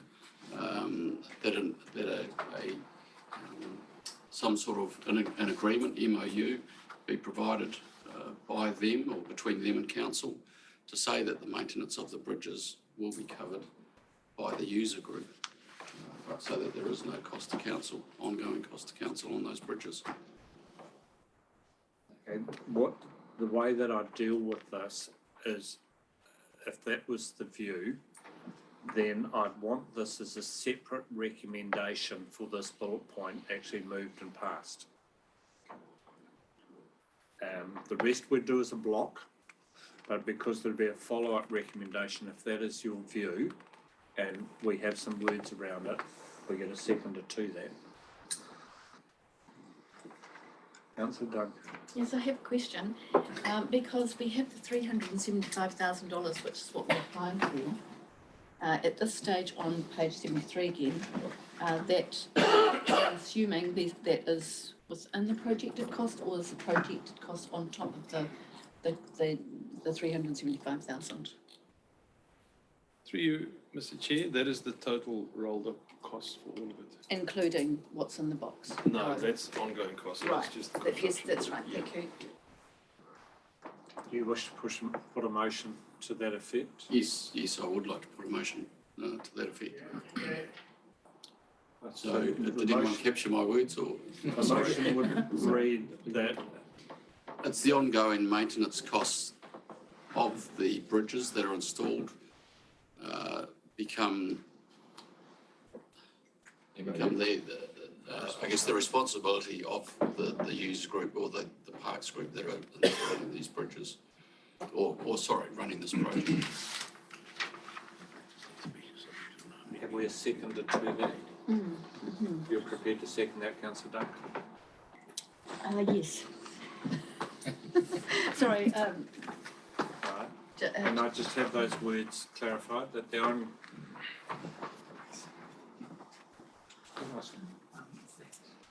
The question of the mover, Your Worship, did he wish the words MOU to be in there somewhere? Yes, so an MOU is yeah. That an MOU should be formulated.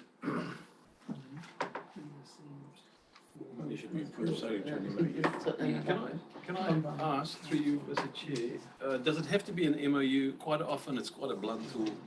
Could we use some other form of agreement? Well, however you want to capture the agreement. So whether that agreement. Some form of agreement. Yeah. between the parties. Yeah.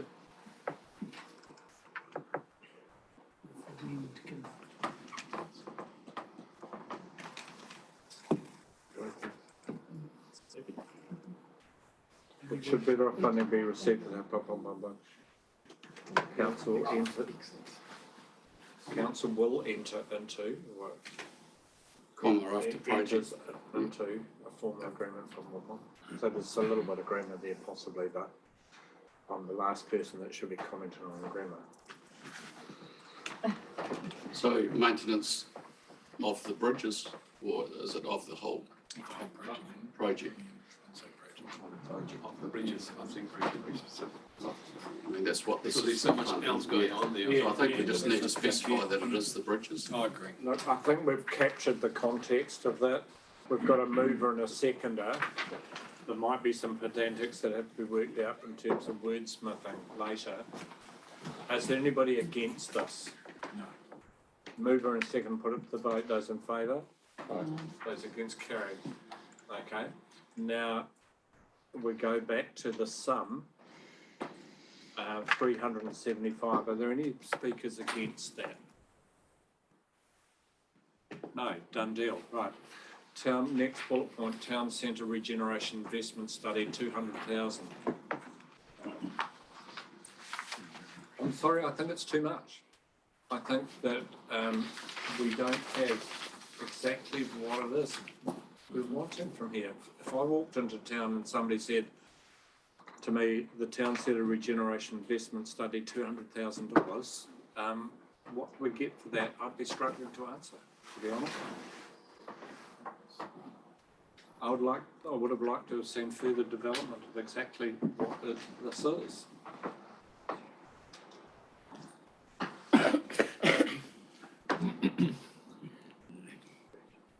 You know, I'd be quite prepared to look at a lesser amount because I think we do need some discussions around, you know, what plans have been provided in the past and the state of buildings and the possibility of, you know, there's been people suggesting that we could paint them, etc. But I'm not sure that's been progressed in there. Does this not just Martin, is it? No, it's that's so general, it applies to everywhere. Is there, if I may ask, is there a time frame, if you applied for the money, is there a time frame for which it has to be used? Yes. What is that? 2000, I think I put it in the report, 2027. Just double check that. Just because if you look at on page 64, sorry, and if you look at the brief of what this $200,000 is to do, it's pretty light on any real information or any detail. That's one point. But if you look to the side, that it's a mix of wayfinding, so it's all the work and aligns with the Waitawhiti Rangatiki Beyond and the spatial plans which we're already in. I wonder if that the money is okay to have there, but to sit it aside to that. I just don't like, you know, development and implementation of wayfinding and signage. If you said to someone that was going to cost $200,000, you'd get shot down for that one pretty quickly. But I think that embedded within the concept of this, there is a bigger, more detailed amount of information that we're not seeing here. So. Yeah, I'd also like to ask that question around, I mean, that states that this project will build from previous council investment, which we have done as far as placemaking goes with David Enwich. And I recall seeing Martin Town Centre type plans, Taihape Town Centre plans. And if it's actually utilising some of that work that's already been done and building on it, and bringing that back to council to agree through that process, I'd support that. I wouldn't support it going out and doing something completely fresh and starting all over again. So it would have to include the work that's previously done. And I guess my question is, $200,000, is that going to be enough to deliver? Are we talking about the 3 main town centres, or are we talking about Turakina and Hunterville? And so what areas are we talking? I'll go Councillor Dalgety and Councillor Ash, but is there somebody that can answer this in depth? Because that's my concern. I can, thank you, Your Worship. Just a reminder to you, we have worked through these in quite a bit of detail not too long ago, and hence I didn't contribute much before now. It is definitely for the main centres first, but we'll see how far we can get, because I would imagine other centres like Hunterville and Mangaweka can do with a lot of that as well. It'll make an enormous difference. So we'll see how far we can stretch it, but we'll start with the first with the first three, the three larger ones. And the idea definitely is to build on what we have and to tie things in with the spatial plan, to make the spatial plan work better. And all the other strategies that we own, the open spaces and all the other ones, will all be tied together with this work. All of it will be aligned. Councillor Dalgety, Councillor Ash. I made a note at the workshop that none of this investigation was going to be able to start before 2024. Is that correct? So we could divert this to the next tranche. Yes, we could. What I had in mind though is to get the work done now so we can get some money into the next 10-year plan as to the changes that we need to make. So I would be convinced that we will identify things that we could do better and change. And that will cost money and we can put that into the next 10-year plan. Councillor Ash, then myself, Councillor. Yeah, thank you. As it stands, it's so ambiguous that I don't feel comfortable with it, but I agree with previous councillors' comments of, is this enough? If we were actually to take into all the towns and the various wayfinding and signage that we have spoken about over the last 6 years even, implementing some of those and some of the ideas that have been thrown around could potentially be more than the 200,000. Especially if we ensure that we include all of our little towns and our communities that need to have a bit of love.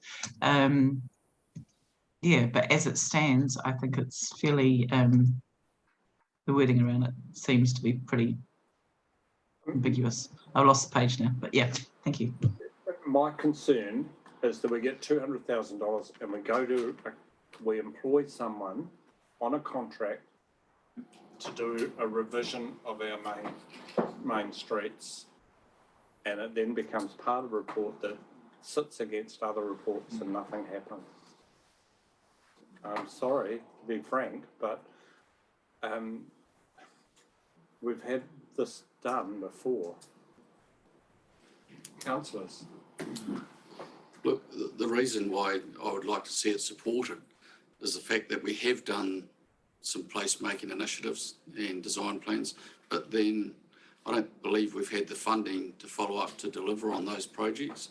And I think with the potential of tranche 2 and being able to access that funding and deliver on perhaps some outcomes that come out of this investment, I believe it's an ideal opportunity to actually do that work now so that we are prepared when we can access that tranche 2 funding. I think that's the biggest concern to me, is that we have done plans before, but then other things come up and there's not enough funding to access. So I'm actually supportive to see it in the tranche 1 funding for that reason. Your worship and Chief Executive, of course, but I'd actually like to hear from the head lead on our spatial plan and wonder about her views on this one and how this might effectively tie into the line down here, or work or align with the Waitawhiti, Rangitikei and beyond spatial plan. Thank you, through you, Your Worship. So this project is designed to align with our spatial planning, Waitawhiti, Rangitikei beyond. What we've heard from the community through our community engagement exercise we ran earlier in the year was the importance of town centres and town centre regeneration, particularly from our 3 major centres.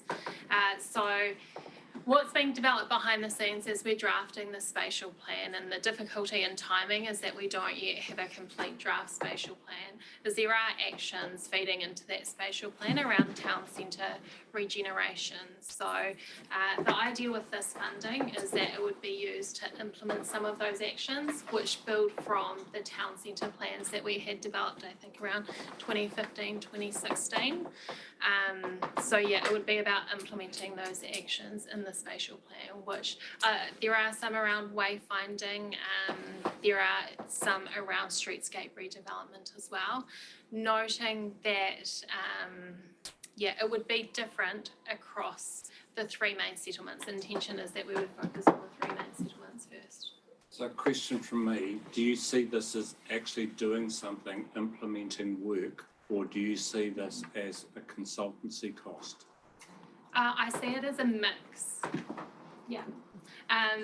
So for example, if we give wayfinding as an example, I would see that wayfinding projects would be implemented, particularly looking at Bulls and Taihape, where those would be most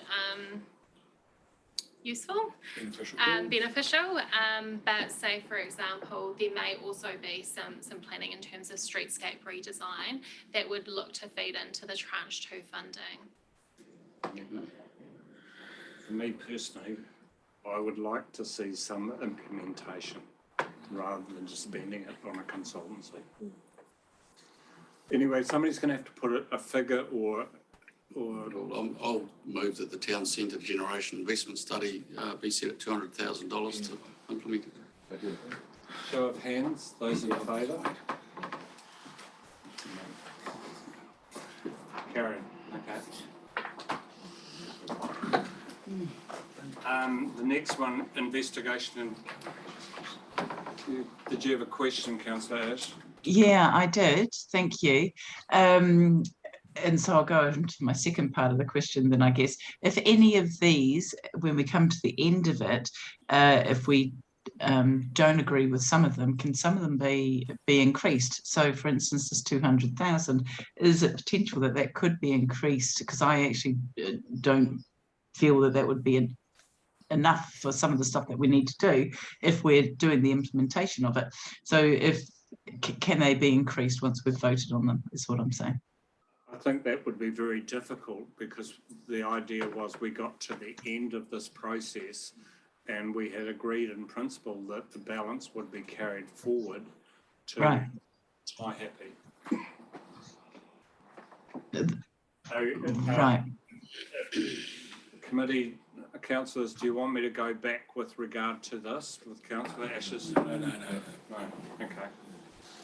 So we'll move on then. Investigation and design flood protection, Martin CBD, 120,000.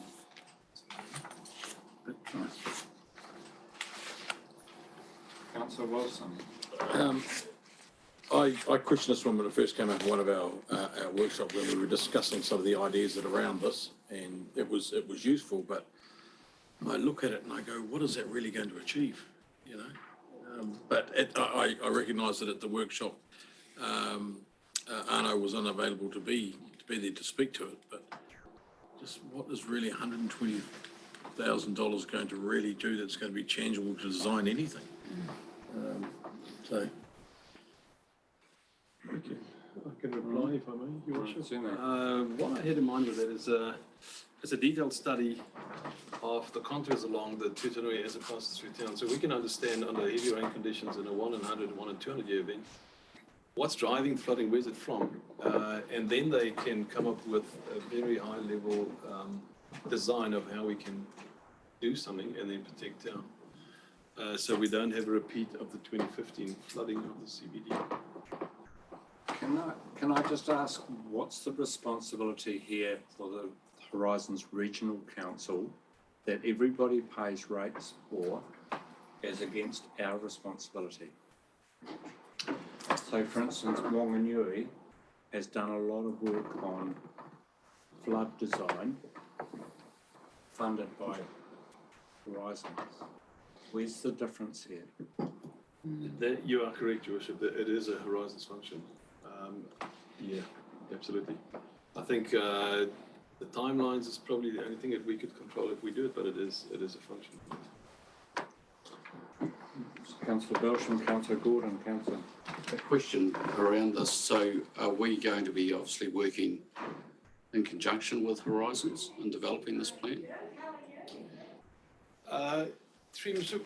What's happened is interesting. What's happened, we've had a lot of pressure from developers in Bulls and Martin with regards to the requirements from Horizons for stormwater management and how they have to deal with it. What we figured out from talking to Horizons a lot is they don't own enough information on the catchment for them to have a strong view on any of it.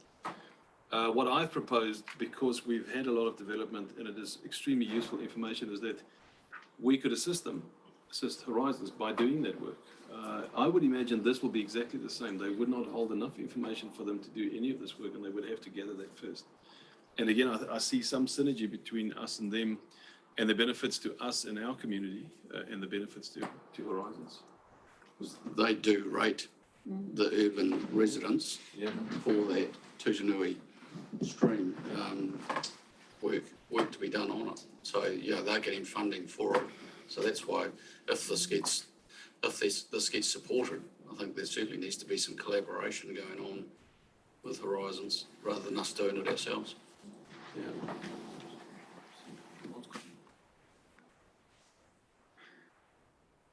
That's principally my concern with this. That we would be potentially taking over Horizon's scope of work. Councillor Gordon. Yeah, my question was really around the ability to use this money to leverage and potentially co-fund with Horizons. I think for this community, there is a really good argument, especially with the scheme rate on the Tutanui catchment, to actually get some cool work done. Of all the towns that we administer in the district, I think probably this one is the most exposed to flooding, and yet it's our main governing town in the district. Taihape's lucky the river's down in the gully, and Hunterville hasn't quite built to the side of its stream to the same extent that they have here. I mean, this is the reality, and so I think it's imperative. If we look at what's been happening in Nelson the other day, that could be Martin. It's just one weather system away. So, councillors, would you want to tie this to a requirement of matched funding or better from Horizons? So if Horizons said we're not interested, would we go it alone? My feeling is we wouldn't. Would that figure give us the ability to do anything alone? Well, yep. I think they need absolutely skin in the game here. I wonder whether that figure would entice them to put some skin in the game. Well, if you set, what I'm thinking of is more than enticement, a requirement. But if we are prepared to contribute to this in terms of protection, but it is fundamentally their scope of work, their responsibility, and they have to step up to the plate. It would certainly put pressure on them. I'd be happy to support that there's some wording around that matched funding. If I may just ask a question, Your Worship, you might know the answer. I think the funding application would be very, very tricky if it's dependent on something else to happen. I think we will really struggle with that. Yeah, you've probably got a point. Feeling from councillors, I need something. Your Worship, I'm happy. I think we're better off to get the money in the bank, and we have how many years? 4 years. 2027 to get this spent. I think we can do a lot of politic and arm bending to get Horizons on board. I think we need to get this job started. It's not my community, it's everyone else's community, but I think we should be pushing ahead. Even if we only get the first step of the journey, it's still a step in the right direction. I think I did ask at Assets or the workshop when this was brought up. There was a comment made that there were a number of retention dams that were planned that were not executed. Do we actually know that? Is that fact or is that fable? I don't know for definite, but it's my understanding when the Hunterville scheme was explained to me, which does protect our township, that was the reason around the failure of the Tutanui scheme. But I'll stand to be corrected. I mean, we do have a number of retention dams that protect Martin. Yes, but they're in place. Yeah. But I've never heard of a site that was planned and wasn't developed. Yeah, there seems to be none further down in the lower catchment. There certainly is in the upper catchment, but none further down. I mean, I'm supportive to see this funding go in, and then if we receive the funding, if it's successful, that we're working in conjunction with Horizons to get the best outcome for whatever design is created. It then gives us an opportunity in tranche 2, if there's some major physical work that need to be done, that we can access the funding if we've got this plan in place initially. So I'm supportive to get it to that level. Okay, how many people would, we need to cut to the chase here, how many people would support the 120,000? 1, 2, 3, 4, 5, 6, carried, simple as that. Next one, Te Rupe Car Committee support environmental and or cultural projects, the sum of $200,000. Who's starting?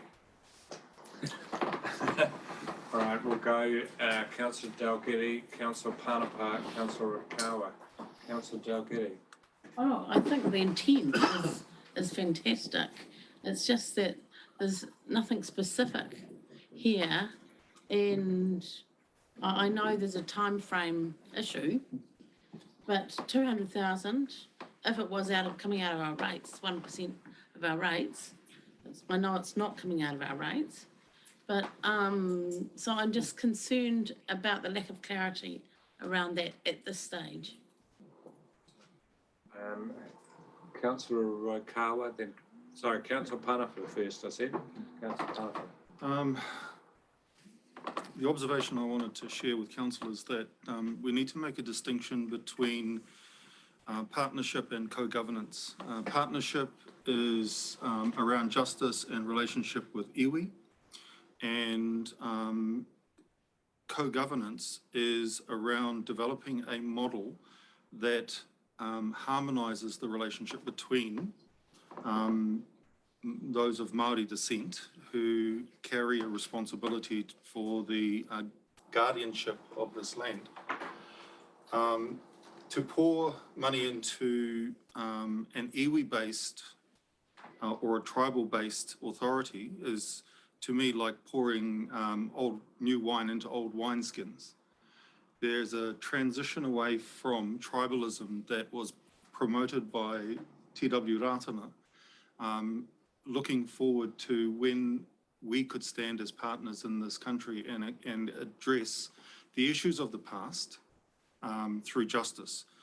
Te Ropuahi Ka, in my mind, is an organic body that is developing a model of co-governance that can potentially provide a model for the rest of the country as to how that relationship can develop and grow and prosper. So pouring $200,000 into Te Ropuahi Ka, to me, is a small price to pay to foster that, if you want to use the term localism, the voice at the marae level is the voice of the people at the grassroots.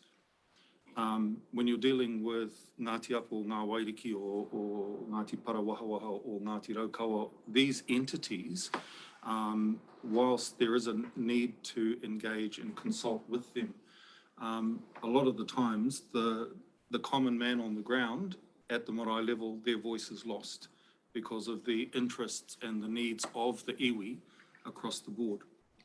So council needs to navigate both, but I think the most important relationship is the relationship with Te Ropuahi Ka as a model for co-governance moving forward. Just a question from me.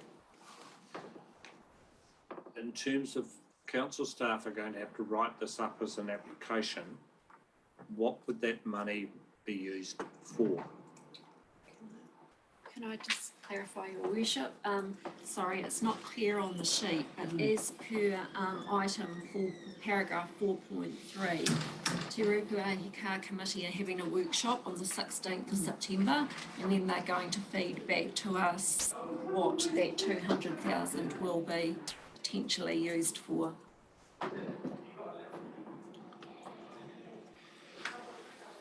Councillor Rakawa. Now I'm all now. So I agree with Waru in terms of co-governance and support. But actually my whakaaro is that, it wasn't very clear on this piece of paper. I'm with Fee on this one that I can't even remember at the meeting that we've got a workshop, but what it is, it doesn't say very clearly here, so I was in support of Fee to say that. Need more clarity in what the 200,000, and do we, as a pertinent that we get we've got to get this over the line before September? Or can it wait till, no, it's got to happen now? 30th of September. Yeah, no, I'm off. Councillor Duncan. Thank you. Yes, so the point is really that Te Rōpō Ahika came to this slightly late in the piece. I don't think they realised the opportunity here. And my understanding of being on that committee and that meeting was that they're grateful for the opportunity. They are going to further workshop it and bring it back in more detail. And if that happens, then I'm sure we can all get behind it. And I don't think anyone is against giving money in the right way and fostering that relationship. Thank you, Waru, because we all see it as being incredibly valuable. It's just a matter of being able to do it so that it slides into the slot, really, isn't it? Yeah, I don't think anybody's comments are directed around whether we should or shouldn't give money for projects. I think a number of the comments from me and other people have been around what actually is this for. Any other speakers? Councillor Belsham, Councillor Wilson, Councillor. Is there an ability to have that as a placeholding, but the actual structure of the projects, once that workshop has taken place, gets brought back just to confirm to councillors? So whether, we may not wait until when's the next council meeting? 29th? 29th. And that funding, the application has to be in by the 30th. So is that an issue if there's a placeholding for that 200,000, but then the projects are confirmed at that 29th council meeting? If the placeholding's sitting there and we all agree that we'd be more than happy to support some of those initiatives. We could in effect let that bullet point lie on the table until after the workshop.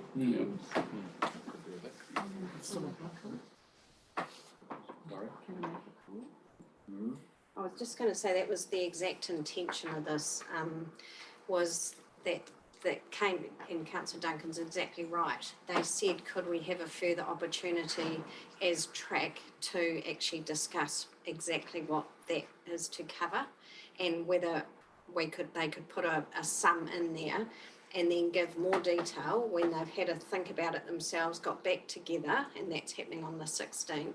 So what I'd propose is exactly what you're saying, Your Worship, that perhaps after the 16th of September that something goes out to councillors to say this is where track got to, and then it actually sits on the formal council agenda on the 29th for you to make a decision one way or the other, and it can be then submitted on the 30th. Who's in support? Can I have a show of hands in support of that as a process? Okay, carried. So, and if the final motion was investigation design Taiape Civic Centre, it would be literally the balance of funds. And whether that was 1853 or whatever. Is that how you see it? Yeah. All right. So, Councillor Dalgety? I'm just interested around timeframes of the Taiape Civic Centre. Can you just remind me where it sits now, how much this would accelerate it? And will we do this in parallel with Martin, or, that's my questions. So we're eligible for Taihape because it is literally bringing a project forward within the LTP. The same criteria doesn't exist in terms of Martin, unfortunately. So this probably would mean we'll continue with the business case for Martin, but it would probably mean potentially because of the ease of process, a leapfrogging almost is my guess. So we'll continue with both, but this means that we can bring Taihape forward. Do I take from that statement that we won't have the capability to do them both at once? I don't see a difficulty there, other than finance may say, ooh, you're bringing forward significant sums of money from years 5 to sort of year 3 sort of stuff. Probably an impact report to that extent will be, what I suspect will happen in Martin is if the business case that comes out, you're going to be presented with that in September. If that business case identified, for example, High Street site, for example, and it may not, it might be something else. But if it identified that site, you're going to have to go through another consenting process with Heritage New Zealand irrespective. So it would be a more difficult process in terms of, so that's why I think natural progression would probably mean that Taihape gets leapfrogs it a little bit. If we're doing something around the town hall in Taihape, then that would need the same heritage resource consent? No? No, don't think so. Okay, thank you. Now, staff, would we need a coverall to say this was the agreed funding, subject to clarification with regards to the bulk point Te Rupe Aka committee? How do, from a motion point of view, how would you like this represented? I think at this stage, Your Worship, if it was endorses, but because we will be coming back to the 29th of September council meeting. Yeah, I just don't want us to go back and revisit each one of these bullet points, is what I'm getting at. Can I make a suggestion then? That for all of them except for Te Rupe Aka, that council approves the following projects. And then Te Rupe Aka, just next to that, noting this will come back to the 29th of September council meeting. So if I put a motion that council endorses the following projects, being the business case, etc. To be approved for an application for better off funding. Yeah. And so we take Te Rupe Aka out of there and we have a separate motion there to say that council has let lie on the table the decision for funding for Te Rupe Aka committee as part of the submission for tranche 1 funding. Does that make sense? You happy with that? I've referenced the 29th of September council meeting. Yeah. Yeah. And can I suggest that then investigation design Taihape Civic Centre, with that number there, it should also perhaps have the proviso or balance of funds. Yeah.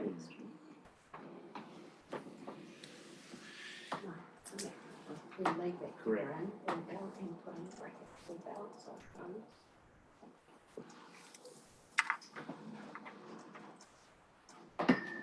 I'm happy to move in that direction if there's a seconder to it. Councillor Duncan, support of you or quick? You would have preferred to move. Yeah. Happy to second. Any other Is that speakers? 2 and 4? Yeah. 2 and 4. Yeah.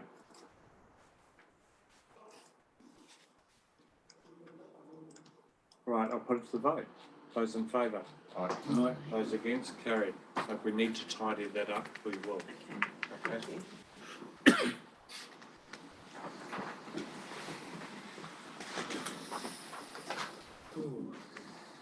Reports for information, statement of service performance, I think that's where we're at. Georgia. Just going to take a seat at the table. Not much space here No, there's today. not. Richard's coffee Turned into be the kitchen, yeah.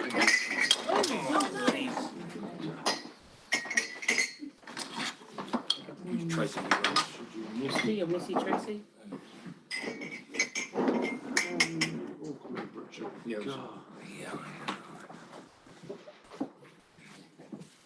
I'm sort of hoping that I'm sort of hoping that we're not going to be taken through this in its entirety, but it's your report. Well, I was planning to sort of take the report as read with a couple of notes. Yep. So as you'll be aware, the statement of service performance is that 12-month reporting against the levels of service which was set up in the long-term plan. We've pulled some highlights, some areas for improvement, and there is one update for one of the measures, which we've got some hard copies to pass out. And we're wanting to speak to that. So we'd just like to update the one on the implementation actions each year from the Economic Development Strategy and Housing Strategy Action Plans. So we've changed the narrative down the side. And I just want to take you, it hasn't affected the results, the percentage, but I just want to take you through how we've come to this. So when we first looked at the statement of service performance as part of the long-term plan, you'll remember that we actually removed any reference to economic development. And the reason we did that was it's really hard to get a result, a measure, because economic development is continuously changing. And for example, one of the KPIs that the team have been working on for a number of months with an external stakeholder, it came to an end. We couldn't progress it any further in about March, April this year because the external stakeholder reviewed their work program. They had a change of staff, and with COVID, they no longer wish to progress that at this time. So it's things like that that cause us to change our KPIs. And at the same time, we also can get new initiatives and we add in KPIs. And so that narrative at the last paragraphs reflect that. So just going back also to when we removed a statement of service performance and audit asked us to put one back in. And we had a workshop with staff and some of the elected members, and we came up with this measure. Following that measure, when Nadia Gow was here, she advised that because that was last minute with audit, that once the long-term plan was adopted and the budget confirmed, staff would determine the work plan for the upcoming 3 years. So as part of that, staff identified 5 economic development strategy priorities. They were based on the economic development strategy, and they are in the long-term plan, those 5. We then developed the work plan that came out to council, I think, through the Policy Planning Committee, and that had included 7 actions and 43 KPIs. So that's why we've updated this commentary to reflect that, and how of the 20 we were not able to pursue, we've got an additional 11 KPIs, but we haven't updated the measure, the result, to reflect that because those KPIs were introduced partway through the year. So there's a number of things like that that affect the result. So I wanted to explain that. Secondly, as part of the long-term plan, council agreed to an additional 170,000 for the economic development budget. So 90,000 of that was towards the destination management plan, the preparation of that, staffing for that, and promotion is part of that. And the additional 82,000 was towards information gathering, business surveys, hiring emunerators to do that, as well as the cost for the Infometrics, market view, etc. Can I just ask some questions, just clarity for me? So we increased the economic development budget, 150, 170,000. Yes. Of which, you're right, there was a fair chunk of that was the destination plan. So that has got to a delivery stage. But that 170,000 increase was that for ever and a day, or was that specific? That was for year one. For year one? Yes. Okay, so the budget would return to what it was previously? If you take that 80,000 out? I'm trying to think what it is for year two. Because one of the problems I'm finding is actually being able to track various pools of money within this overall budget as to, and the other general comment that I'd like to make is, you know, we seem to have concentrated very significantly on housing, and if anything, we've dropped the ball in terms of economic development within the small businesses. Yes, I mean, we're doing the district plan change, etc., at a very high level, but I just get the feeling that we're a little bit a need for a refocus. Is that how you see it? So as part of the long-term we had the three key actions, which was the management of the visitor website, which we have reported on to policy planning, implementation of the housing strategy, and implementation of the economic development strategy. And within the economic development strategy, you're saying there's a whole lot of actions that we really... And I'm not going to label on that point, but I think personally I would endorse you if what you're saying is the need to be involved to refocus into economic development. I'd endorse that. And we will also be changing the way that we're reporting to you with dashboards and using some of the infometric material, as well as directly relating it back to the goals in the long-term plan. Councillor Ash, and I'll take other councillors. Councillor Ash. Yeah, so I'm just wondering, with Ms Prince presenting this, if this is an opportunity to actually question some of the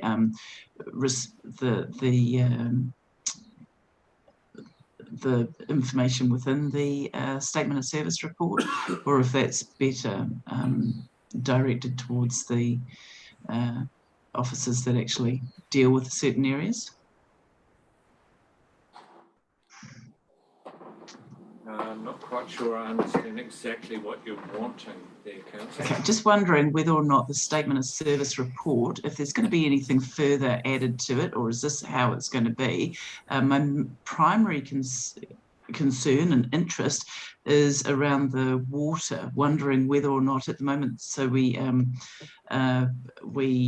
I saw it somewhere,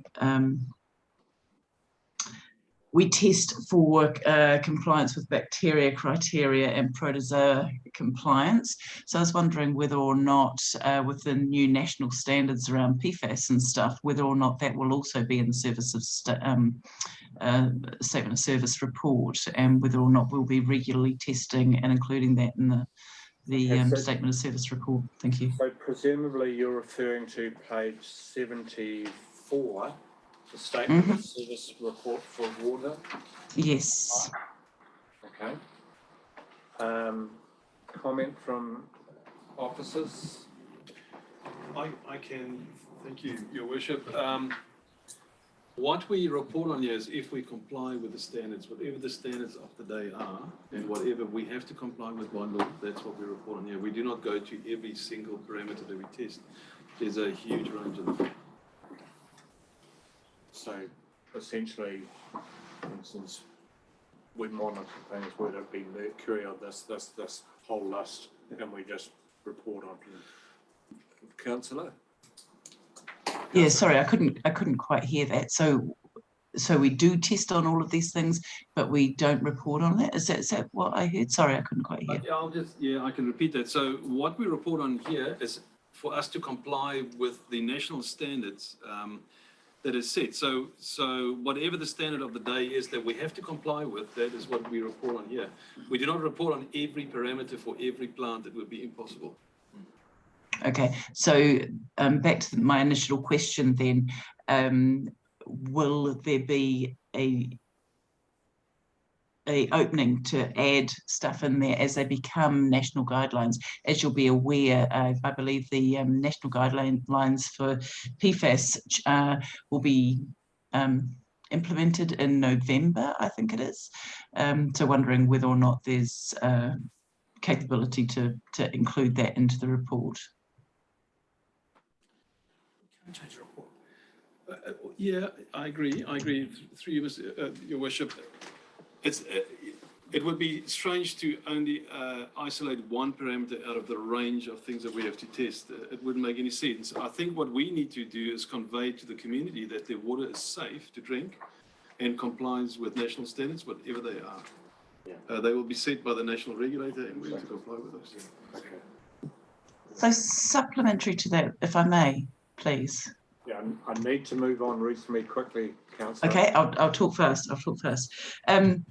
So when you say that we need to be able to ensure that we can say to the residents that their water's safe, where are we at with our current PFAS levels? As you'll be aware of the information that's come out from the latest research from America, the PFAS levels, the safe levels are now determined to be a lot less, thousands times less or something than what that previously was. Councillor, I need to stop you there because the staff members said quite specifically that we report against the New Zealand standard as they sit. Right, so we'll see a change in November, is that correct? If the standards change in November, then, and we're not compliant with those standards, then would we be reporting on it?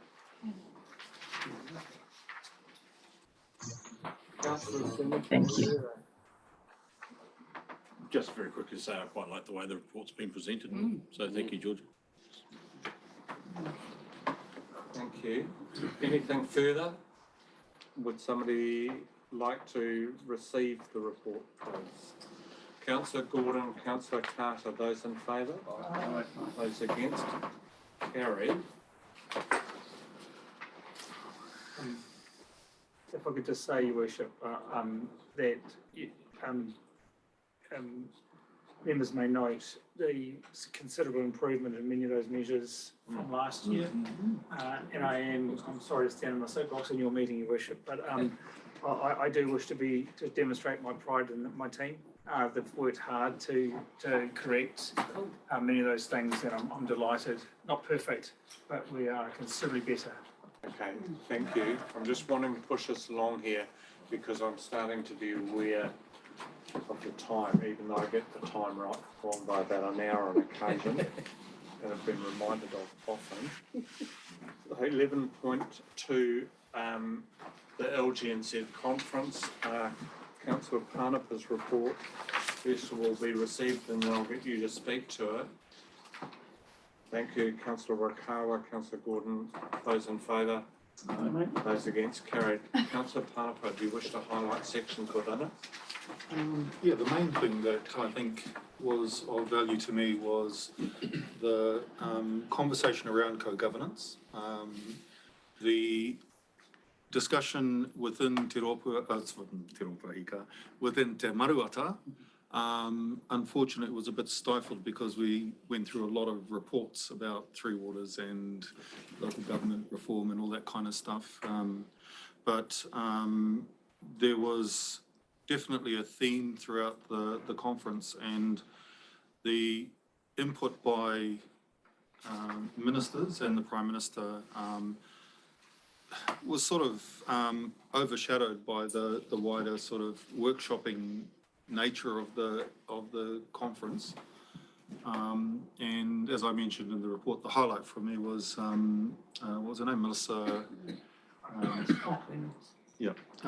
who styled herself as a futurist and gave quite compelling visuals about trying to get perspective of our place in the world, and that diagram that she showed of the grey dot that was everyone who's ever lived in the last 80,000 years, and a tiny green dot which is everyone that's alive now, and a massive orange dot that was unborn generations, was quite a powerful sort of thing that if we look at the issues that are facing us today, whether it's the Three Waters or whether it's co-governance or whether it's anything else, it just helps to put that into perspective that we're on quite a long journey in this whole process. So highly intelligent people, everyone that presented.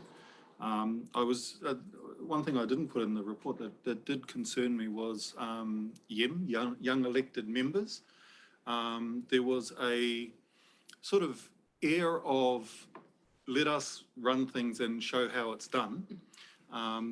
But what that doesn't take into consideration, and we're all guilty of this, we don't know what we don't know.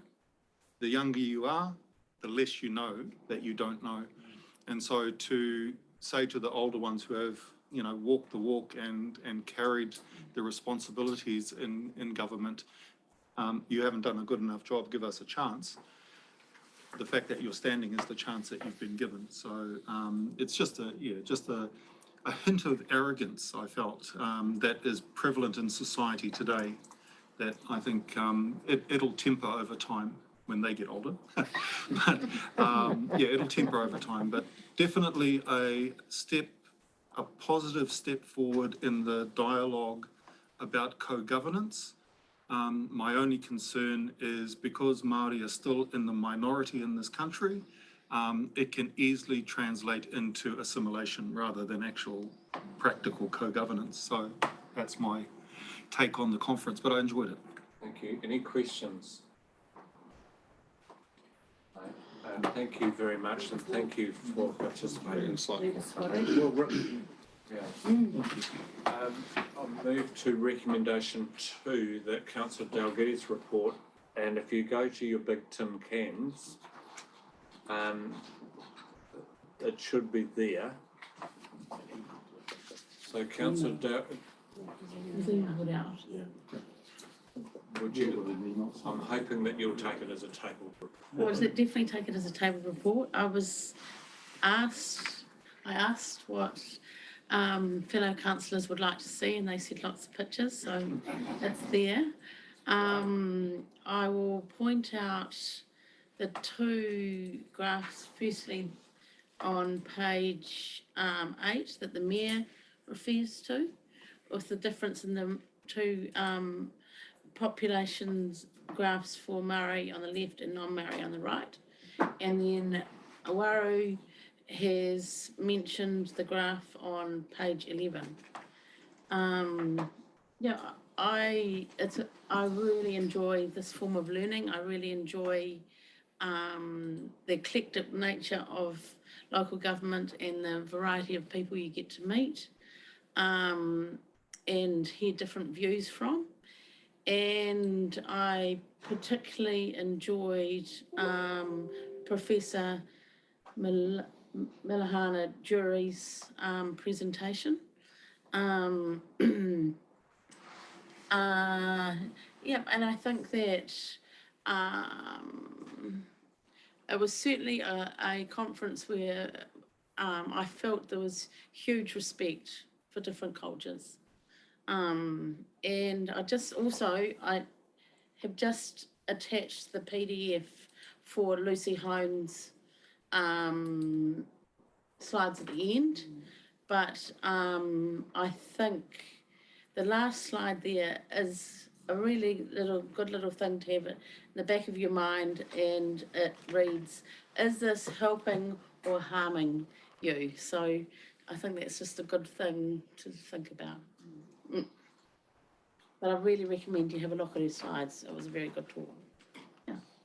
Thank you. I love the way you've portrayed it, actually, with the images and pictures. I thought really good representation, far better than I've done in terms of words. Councillor Duncan. Yes, I'd also like to say how great this was for me, having been there as a recap. And I'm just wondering if 2 out of 3 ain't bad. But no, my report is coming. Best for last. We've got a standard to aspire to now. Would somebody like to move Councillor Duncan, are you happy to move the receipt of your report? Looking for a seconder to it. Councillor Rakawa, those in favour? Aye. Those against? Carried. Thank you. I'll now move to 11.3, the Project Management Office report. Would somebody receive it, please? Thank Councillor Carter, Councillor Lambert, those in favour? Aye. Those against? Carried. And you'll take us through that. Thank you, Your Worship. Yes, I think I will do what we do every month, and we'll start with number 1, which is Mangaweka Bridge, and see if we have any questions on that. The only question from me is Mangaweka Bridge is, if it's actually closed off now, can we just remove it? That was me. Or can it even move it to miscellaneous? It's interesting, we have a last couple of lingering things that we've got to finish. You'll see in the last little box. It's very little, it's tiny little things. I was a bit nervous if I do remove it and somebody still have a question from the community. It's not there, but it's not finished. I think we're dealing with rats and mice. I think we dropped it out. Councillors, are you happy with that? Yes. Thank you, Your Worship. Right. Yep, we'll do that. I don't think we need a recommendation. I think it can be just an action that it drops out with the thanks and completion of a successful project. Yep. Okay, thank you. The Martin de Wolds wastewater centralisation project. I'm nervous around costs generally as to where we're heading. And for instance, with part of that process is literally, we know there's price escalations that are going to hit us. When are we likely to get a real position for a whole lot of these projects? Yeah, thank you for the question. It's really once we have a handle on what it is, that's the time. Otherwise, it's just speculation as we go along. So we think of the Martin de Wolds centralisation project. There's a lot of engineering that we need to tackle between now and finally putting treated wastewater somewhere to land. And similarly with a lot of the other projects, it's over more than a year. It has a lot of moving parts and shifting assumptions. And for me, it is as it becomes clear to us and what we would need to ask governance for that we will bring it back. If I can add to what Arno said, there are other projects, I think, Your Worship, this is where you may have been heading with your question, that sometimes we will set what we determine the budget to be, and we move forward on that basis. And in some of our projects, it requires the purchase of land, it requires consenting, and in some cases, those consent conditions which we can't contemplate at the time that we originally set the budget could be quite onerous. And in that instance, we would come back to council and say, this was our original budget, but now in order to comply with the conditions of the consent, the new requirement is this. And what we would strive to do in those circumstances is to advise elected members what the options are. So in that case, options might be not go ahead. The options might be having a bronze plated rather than a gold plated solution. We could only do 50% of it, yeah, various things to come back to you, or, of course, increase the budget. And so to support what Arno said is that in some cases we don't know, and as soon as we do, we wish to come back to you with options rather than just a big number. My concern is that we deal with a project individually, and we have 10 projects in a row, and the total cost is the 10 projects in a row. And getting a handle on this as early as we possibly can is important, because sometimes some of those projects may not be a priority because the total budget no longer is there. And for instance, if I skip to the next one with Lake Waipu and the Ratana one, you know, there was a figure given out to a committee that concerns me. If there is the potential for very big projects, and you have to then decide, is this a project that actually has to happen? And if it has to happen and it's a huge figure, then what can we potentially drop out? And because the earlier you drop it, if you don't make those decisions early, there might be a project that you were going to drop out, but you've actually completed, so you don't have that option. Am I sort of making sense in terms of priority here? I am. Trying to get a concept across as much as anything. And that's my concern. If I may make a comment on that, Your Worship, I completely agree with what you're saying. I think the challenge for us is to have some rigor around those numbers and what it actually means. So the discussion that was had was with the project group on first steps, nothing more than that. We're a long way away of confirming anything in that project. At the moment we do start confirming stuff, that is costs and solutions will definitely come back. But this is very early days. Projects 2, 3, sort of touched on. Councillors, any questions you want to raise?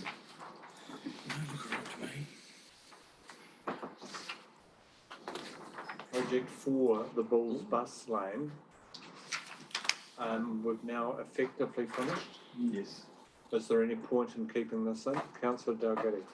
Just a minor thing, but thank you. I thought the opening of the artwork was fantastic to be part of, and I love what's been created. But a member of the public commented there's no rubbish bins about, so I hope that's addressed at some stage, please. Okay. And bearing in mind that, are you still happy that we drop it out of the major projects? Yeah. list?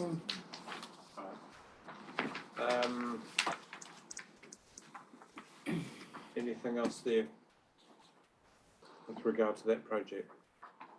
The only comment I'll make, Jen sent me through a piece in the Wanganui Chronicle highlighting fantastic building, but again, it put the building cost at 8.3 million. The build cost for that building, which they were talking about highlighting how great it is, was 4.65. And we're still and it may not be our fault, they may have gone onto social media or something and picked up, but they're two totally different figures. So 8.3 was the total project cost, to be offset by sale of buildings, etc. So that 8.3 million comes down. But the newspaper article suggested strongly that the construction of the building was 8.3, which is a frustration to me and council. Next one, Council. 5, Tai Happy Amenities Building. Anything there? Councillor Gordon. I've got a question, Your Worship, and it's around the signalling of program and risk. The program, you comment around the fact that the steel manufacturer didn't front up on time, but potentially there's a further risk. And correct me if I'm wrong, if the steel had been there on time, we would have built the frame, we would have put a roof on top of the frame, and then we would have built the rest of the building underneath a roof, which means that everything would have been dry. Because the steel wasn't there, we've had to reverse the process. So we've got a whole lot of framing timber out there that's been sitting in the rain, and radiata pine soaks up water like a sponge. How much risk do you think is there in the roof not going up in time and us being unable to meet our due date because we're having to wait for wet framing to dry out? Because we can't frame it, we can't actually line it up until we've got our water below 17%. It's a good question. And as we've said right from the start, there are many risks with this project because it is a building and the market is tough at the moment.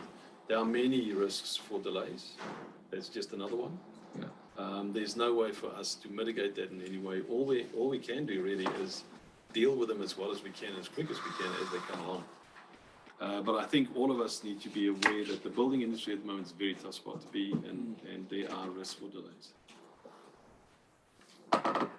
Should we be signalling that in either probably the risk with a different colour arrow, or an arrow going up or down? Because I think possibly it's this weather dependency and whether or not we get that roof up there that's going to actually drag the tail of that project out. In my mind, it's similar to the previous discussion. As an engineer, I'd like to have more facts before I have an opinion on stuff. In this case, that's where we are. If something comes to light that makes that more of a risk, we'll definitely immediately bring that back and notify council of that. It'll take about 2 months to get the water out as it stands. So, okay. Is there any potential for long-term damage in terms of the flooring, for example? I would imagine if there was, the builders and the architects would have notified us. Nobody has said anything about that. They are the experts. That's what they do. They build these things every day. So far, so good. Okay, thank you. Your Worship, the key would be to know what level of treatment that floor is done to, and I suspect it's probably done to H3.2. But I don't know that. But I mean, there's probably a label on the side of it that would tell us that. I'll leave that to far wiser people than me. You happy to move on? Yes, happy. Tai Happy Grandstand. Question? Councillor Duncan. Yes, possibly a conflict of interest, because, Orders, but, let me know. yes. So, I have become the chair of the fundraising committee for the grandstand. That will be consulting, hopefully will be consulted with this project going on. I've just got a question. I will let you test the water with a question because you're not voting on something at the moment. But as chairman, you would not be able to vote. That would be my guess. Around the fundraising? No, not around fundraising, but for instance, if the project was at a decision stage where council proceeds or not proceeds, for example, it came to a vote for that, you, in my opinion, you'd have a clear conflict. Do you see the distinction? Yes, thank you. Okay. So my question is, there is this under risk. It has the public consultation has been undertaken to reduce the risk of poor public perception, but I think there were my feedback from the community is that they have been waiting for the reports to be ready for this building. Now the reports are ready, but we're now waiting for the better business case, which is perfectly understandable. I just wonder if somehow that could be communicated around the fact that that the reports are not being consulted on with the Heritage Group at this stage, because I just wonder if that message has got out there a bit more clearly to the community. I know. Thank you, Your Worship. I completely understand your question. I think there's a bit of a disconnect. I think that specific little sentence there speaks about when we had options of how we can strengthen the building. And if you can remember, we can put a skeleton on the outside of Dewston, the inside, and we discussed that with council, and we decided on one particular option that we liked, and that is what we are pricing at the moment. Right. So that consultation that we talked about there is something that happened quite some time ago to choose the one strengthening methodology that we're gonna pursue. I do agree with you that I think it's timely though for us to get something on our platforms to say it's tied up with some other work and it will be coming to council in September, just so people know what's going on and they're not left in the dark. Yeah, I think indications to the community as to what they are up for is important as early as we can. So for instance, say the building came in at, and please I'm picking a figure out of thin air, but say it came in at 2.5 million. And we have started to realise that that was the likely cost.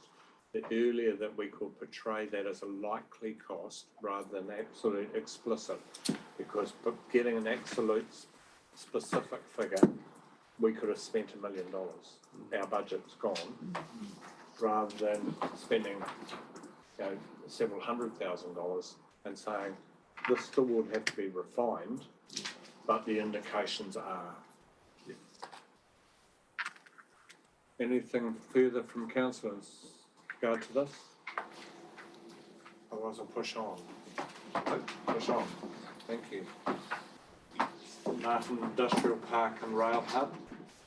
I think we're sitting in a holding pattern there. Councillors happy if I move on?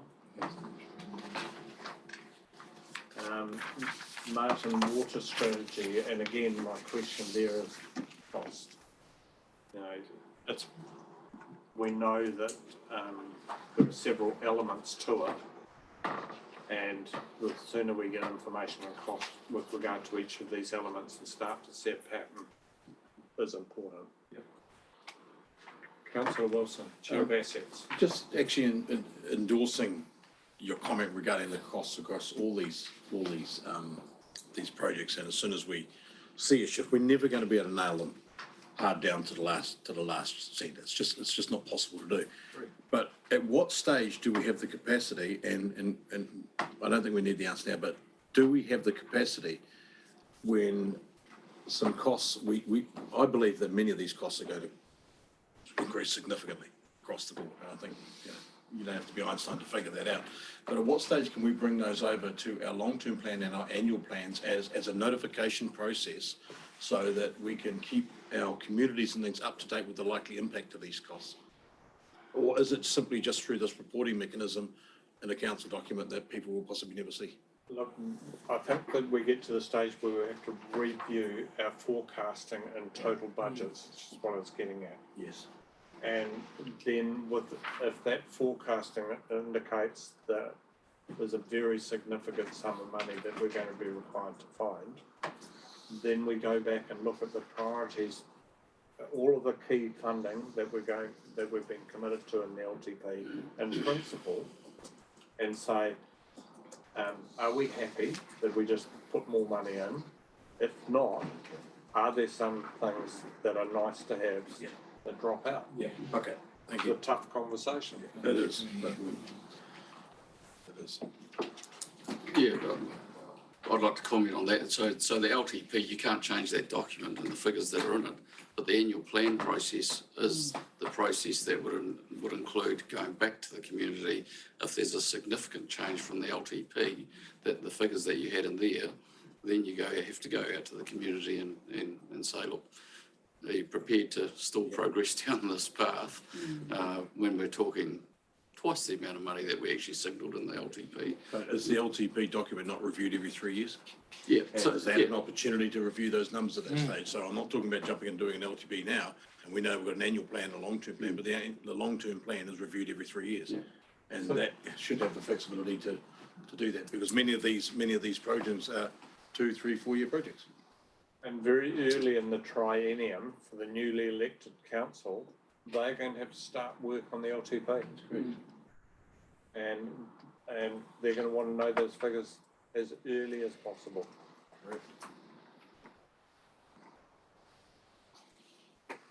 Anything else there?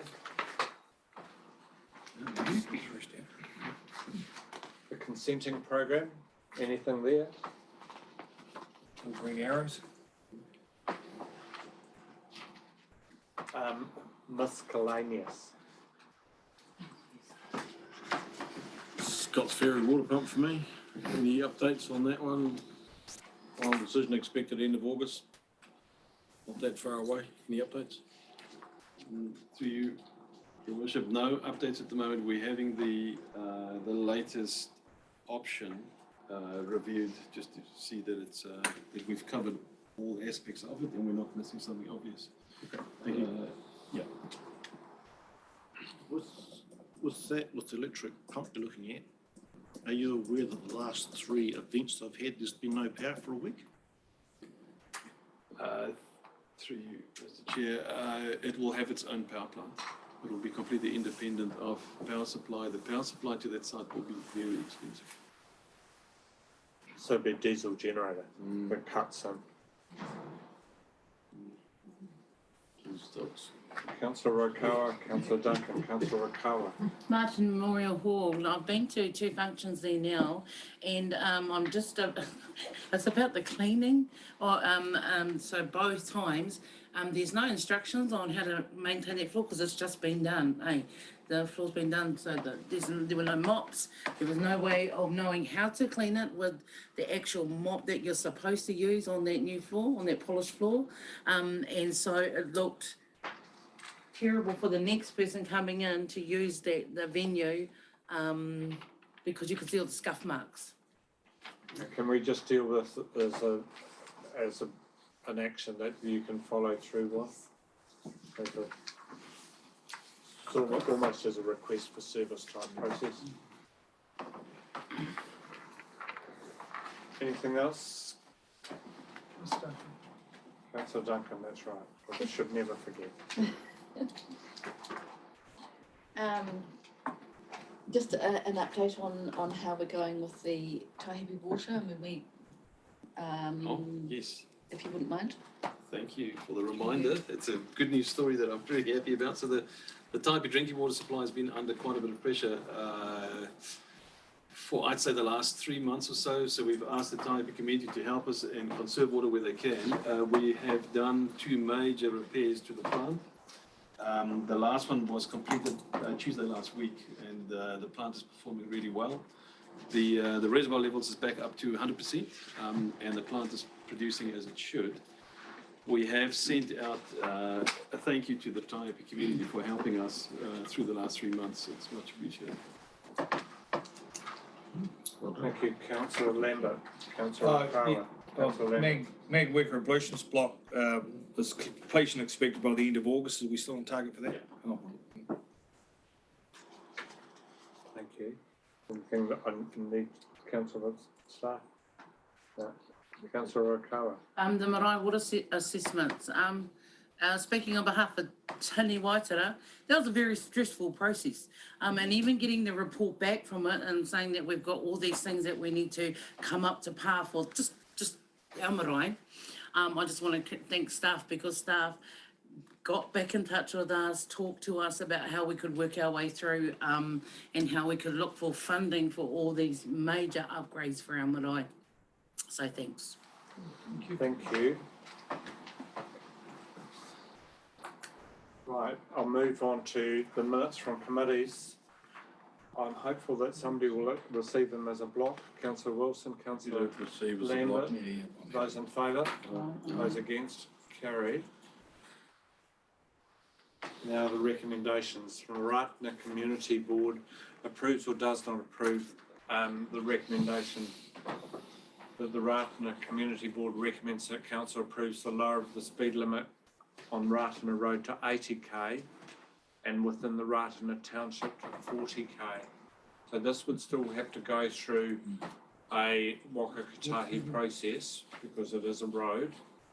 But in terms of moving it forward, you would be happy to move. Seconded. Councillor Rakawa seconding. Any discussion? Put to the vote. Those in favour? It's carried. Thank you. Next one. Sorry, Your Worship, who moved? Sorry. Who moved? Councillor Panapa moved and Councillor Rakawa seconded. Is that the only recommendation that I have to deal with today? Thank you. Would somebody like to move that we go into public excluded? Thank you, Councillor Dalgety, Councillor Carter, for the reasons given. Those in favour? Those against? Carried. We'll give